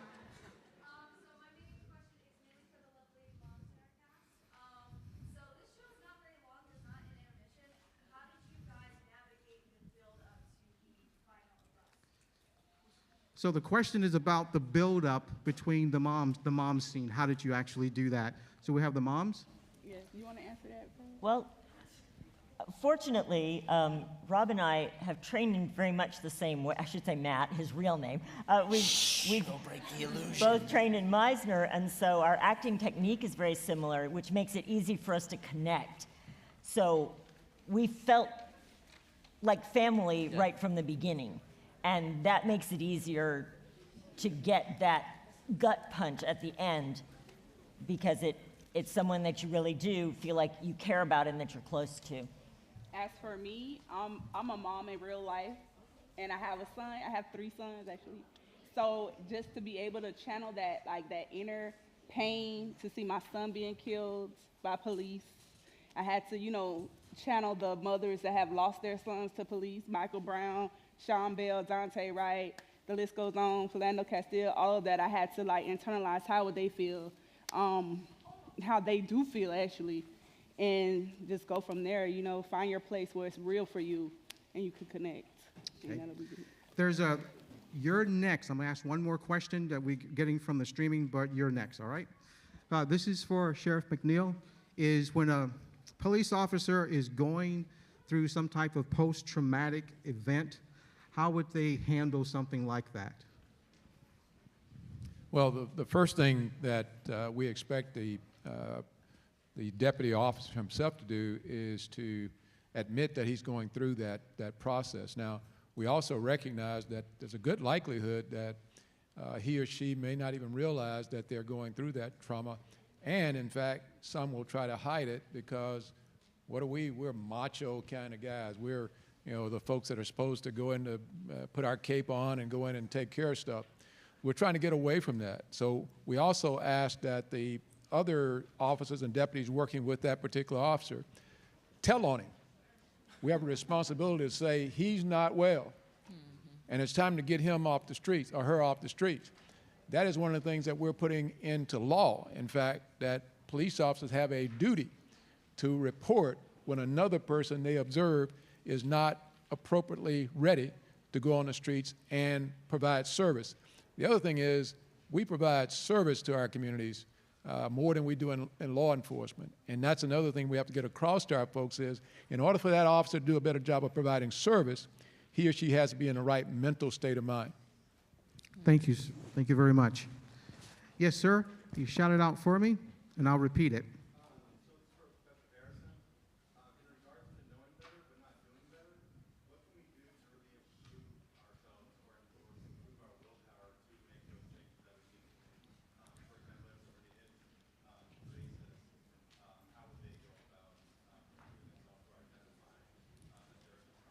Okay.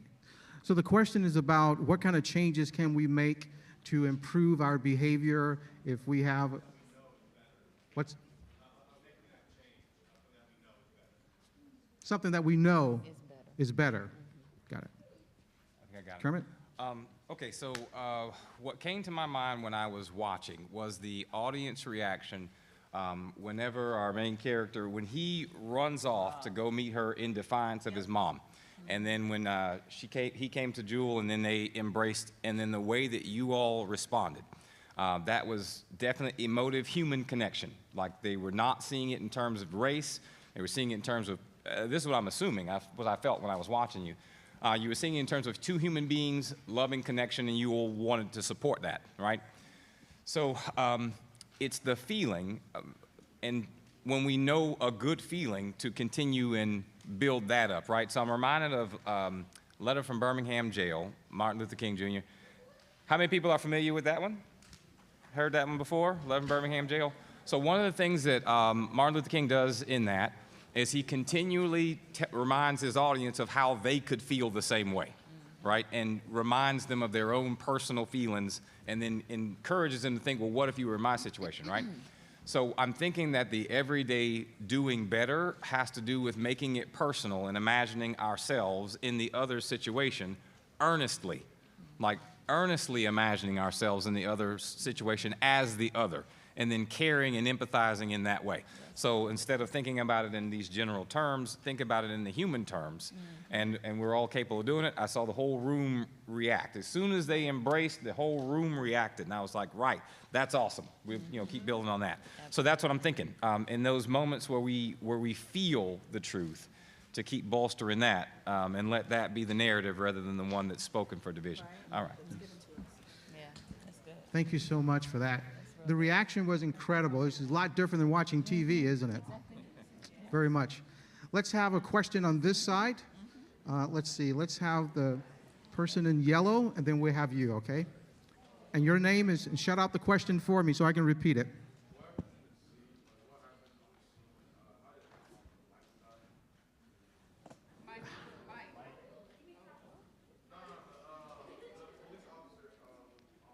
His partner. Oh, how the backstory of Mike. What happened to Mike? Yeah, it's a great question, and as an actor, you really think about your backstory, right? You don't come in newly birthed. You come in with a backstory that informs your character, and so that's something I really had to spend a lot of time trying to understand is who is Mike, right? And I think it's clear Mike wasn't just another officer in TPD. This was a very good friend of his, and there was an altercation on Holton Street of some sort, and his partner, he watched his partner Mike die in that altercation, and that has really shook him to the core and given him PTSD that he, as Sheriff McNeil had alluded to, he didn't want to admit to that. He's a man, right? He goes in with a stiff upper lip, and doesn't know how to deal with that, and that's really a big part of what leads to the tragic ending is the inability to recognize what happened to Mike and deal with it appropriately. Thank you, David. And there's one more question. Yes.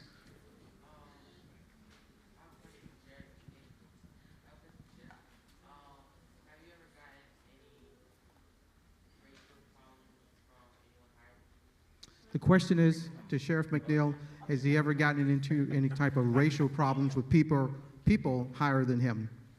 His supervisor. Yeah, his supervisors. That's a great Well, I haven't always been Sheriff McNeil. So there have been people who've been higher than me in organizations. I started out at Tallahassee Police Department, started there in 1978. And so I've seen people at all kind of levels get involved in racial issues, doing things inappropriate. In fact, we had a decision that was made about a police officer up a higher level who hit another person with a baseball bat that was inappropriate, and I was the lieutenant, and I went to the chief of police and said, we need to do something about that. Now, there was pushback because I was stepping out of my role, but one of the things I say to police officers all across this country, your responsibility is not to the organization. Your responsibility is to the citizens of that community, and you have to stand up and take your position, whether that means you get fired or not, but you have to take a stand. And a lot of, quite honestly, that's changed. I can tell you, I started in 1978, so it's changed a lot. So there are a lot more people who've been standing up, but there aren't enough. We've got to get more police officers standing up and speaking truth to power. Thank you.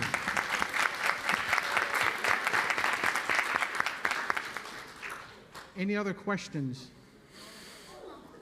Teachers, how are we doing on time? I want to check on time. Teachers, are we doing good on time? It's a little bit after, it's about 12:03.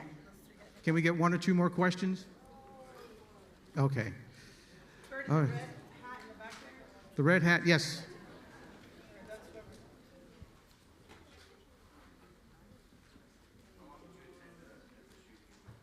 Could you speak up, please? Oh, that's the question? Forever. No, in case any of you are interested to, go get a doctoral degree, you have to go, first you get your undergraduate degree, that's 4 years, right? Then you take a break for a second and breathe. Then you go back and you get your master's, that's 2 to 3 years. And then depending on the program, you'll have 5 to 7 years, 5 to 8. I was in a doctoral program for 7.5 years, writing for 3. So that's the last 10 years I've been in school. So whatever, not to mention the 4 before. So a long time. But, I grew a lot, and I will say, bringing it back to what we're talking about, though, as an artist, being a knowledgeable, smart artist that knows about history and sociology and philosophy, all of those things will serve you to create a much better show. So it's worth the training and time. Got one question back here. Yes, ma'am?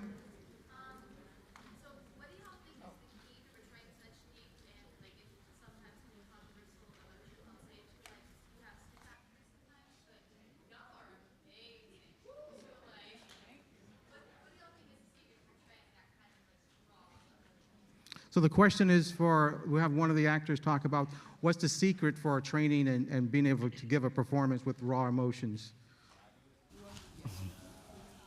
One of the biggest parts about acting is your first impression of the character. To me, I believe, because there's a whole bunch of different acting techniques. Acting is an art. No art is all perspective. It's all different. It depends on the person. But point being, what was the point? To get that raw emotion. Point being, the first impression is so important because that first impression will tell you how your acting will be about the character. If you think the character is cliche, you think you don't like the character, you can't relate to it, it's most likely going to come out blah. They're going to see that. But the first thing you have to do is find that connection between you and the character, find the relatabilities, because it's you portraying a character. And could we also have Keith? Could you comment on that question? What is it like to be portraying raw emotions on stage? Yes, the process, how you do that. Well, your training has you trying to be present and believing in what you are portraying. It is all pretend. I continue to believe that. Where actors get to play, they get to pretend that they are other people. But without the belief, a child's belief in the character that they're playing, the realities of that human being that you're trying to be don't come through, right? So there is this practice of believing in each moment that the character's on stage, where he is, what he's doing. It's a practice of presence. It's a practice of breathing, continuing to breathe, to be complete mindfulness, which we don't really practice even in life very well. You know, we're always somewhere else, in the past or the future. You know, thinking about tomorrow, thinking about this point where we got to get to. You know, so it's hard for us as human beings in general. But when you're in this process of trying to be another, it just becomes all that much more important. So this is all actor training stuff. Great, thank you. We have time for about one more question. It's tough. Let's go. Does anyone have a question around race or racism, anything like that? Your last question. Okay, who's that?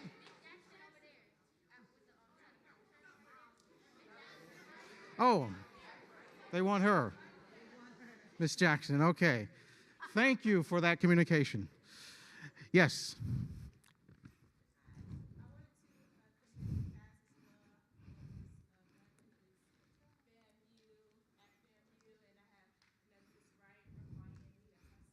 Mm-hmm.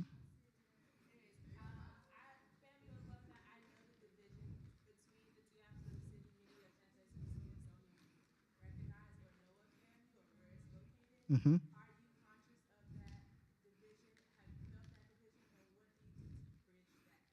So the question is about the differences between FAMU and FSU, and there's been tension throughout the years. And the question is, what do you do? And I think this is a great question to end on in terms of what do you do to bridge that gap with all of that tension? Because that's what we've been talking about. This whole play is about, is how do you bridge that gap? So let's see. Can I go first? Just a very brief one, because I didn't go to FSU or FAMU, of course, but it's all about listening. And as you guys have done today so beautifully, and what they didn't do in Romeo and Juliet, and what our characters here, mother doesn't listen to daughter, mother is telling her daughter stuff. Daughter does not listen to mother, she's telling her she's in love. You have to listen to the other person to get past, to start that conversation and communication. And as you guys have listened so well, that's how the students from both those universities can bridge that gap, is by listening to each other, not talking at each other or telling each other, but by listening and understanding the other person's point of view, the empathy that you're talking about. So what I'm going to do is just have all of you to bottom line this and point to each of you. So go ahead, Christina. Well, I was going to say, I'm going to put this on the professors at both of these universities. I taught at FSU while I was getting my doctorate. Now I teach here at TCC, and I never met one professor from FAMU, and that was on me to not go over there and introduce myself, right? And so I think that professors need to actively start bridging those gaps and go walk on that other campus and go meet the other theater department and say, how can we do a show together? We have beautiful stages. Why aren't we using them together? But the administration isn't going to do that, right? And we can't put that on our students to do that. So I think the professors need to start. It's a small town, man. We gotta go get coffee one day, you know? Like, we just need to start doing those things a little more actively. Nicole? For sure. So Bridging gaps. I ditto the same thing. Also FAMU alum and from Miami, but I believe that moving past our comfort zone, going to different places and spaces that we've not been to before, and meeting new people, introducing ourselves, and again, hearing their stories, getting to know them better, learning about our likenesses, but appreciating our differences as well. So move past that comfort zone and meet somebody new. We're going to have Kermit, Sheriff McNeil, and then we're going to end with Keith. Specifically Kermit? on the FAMU Florida State one? Whichever Okay. one you want to do. Because what I'm imagining, let me ask you, I'm imagining you're talking about, say, the black students at Florida State and then the black students at FAMU, and they're getting along, or just in general?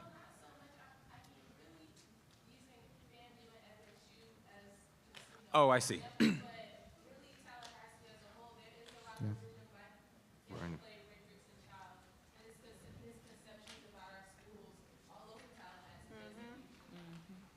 Well, just to, yes, so I went to both FAMU and Florida State, and I taught at both FAMU and Florida State, and I was here in town when there was a big fight at the Civic Center because of a basketball game, because they were trying to actually bridge, and so we had FAMU play Florida State. We have never done it since because of that, because of the fights that broke out that time. But what happened after that was much more of a dialogue in the way that you're saying. And so I think that it's already been said. It is the dialogue. It is the having the conversation. It's the what do you really think, and let's dispel that. What do I really think, and let's get that out and dispel it kind of a thing. Got it. Mm-hmm. Chief McNeil? that falls directly into what I do. My job is to try to pull these communities together in Tallahassee, Leon County. How many of you all have heard of something called All In? Anybody heard of All In? Leon County Sheriff's Office All In? Few hands. That whole effort is realizing that we see and I see every day the divisions that are taking place. I am engaged with conversation with FAMU and FSU. I taught both at FSU and FAMU.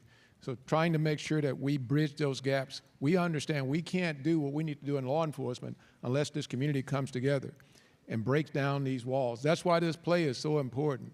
This play, we need to make sure everybody in Leon County sees this play and have a conversation around it.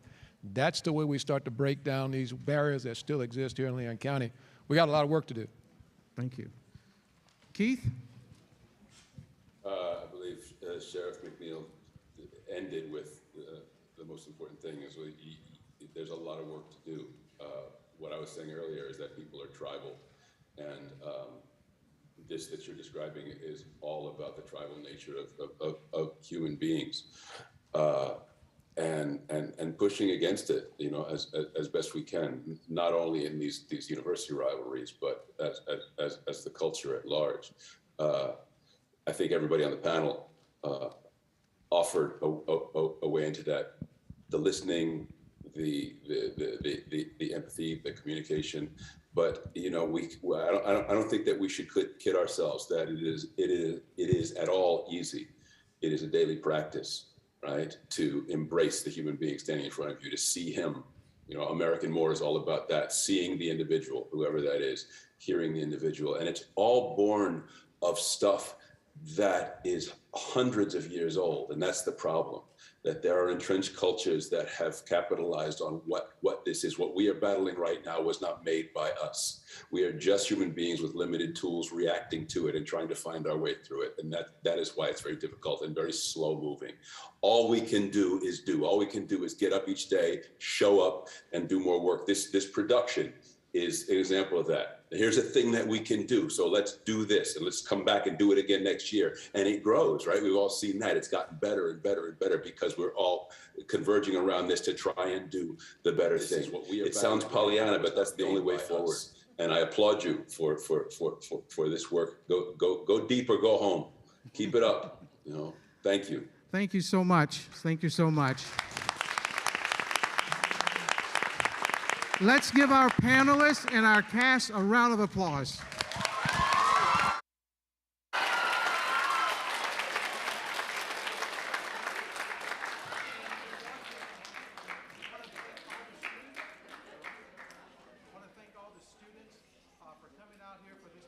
We appreciate it so very much. And this gives us a lot of hope. And that's a very good thing. There's a quote from a movie that I like, and it says, "Hope is a good thing, maybe the best of things, and no good things never dies." So you guys, what you're creating, coming to this play, gives all of us a lot of hope because we're ready to do the work. Thank you all. Have a fantastic day.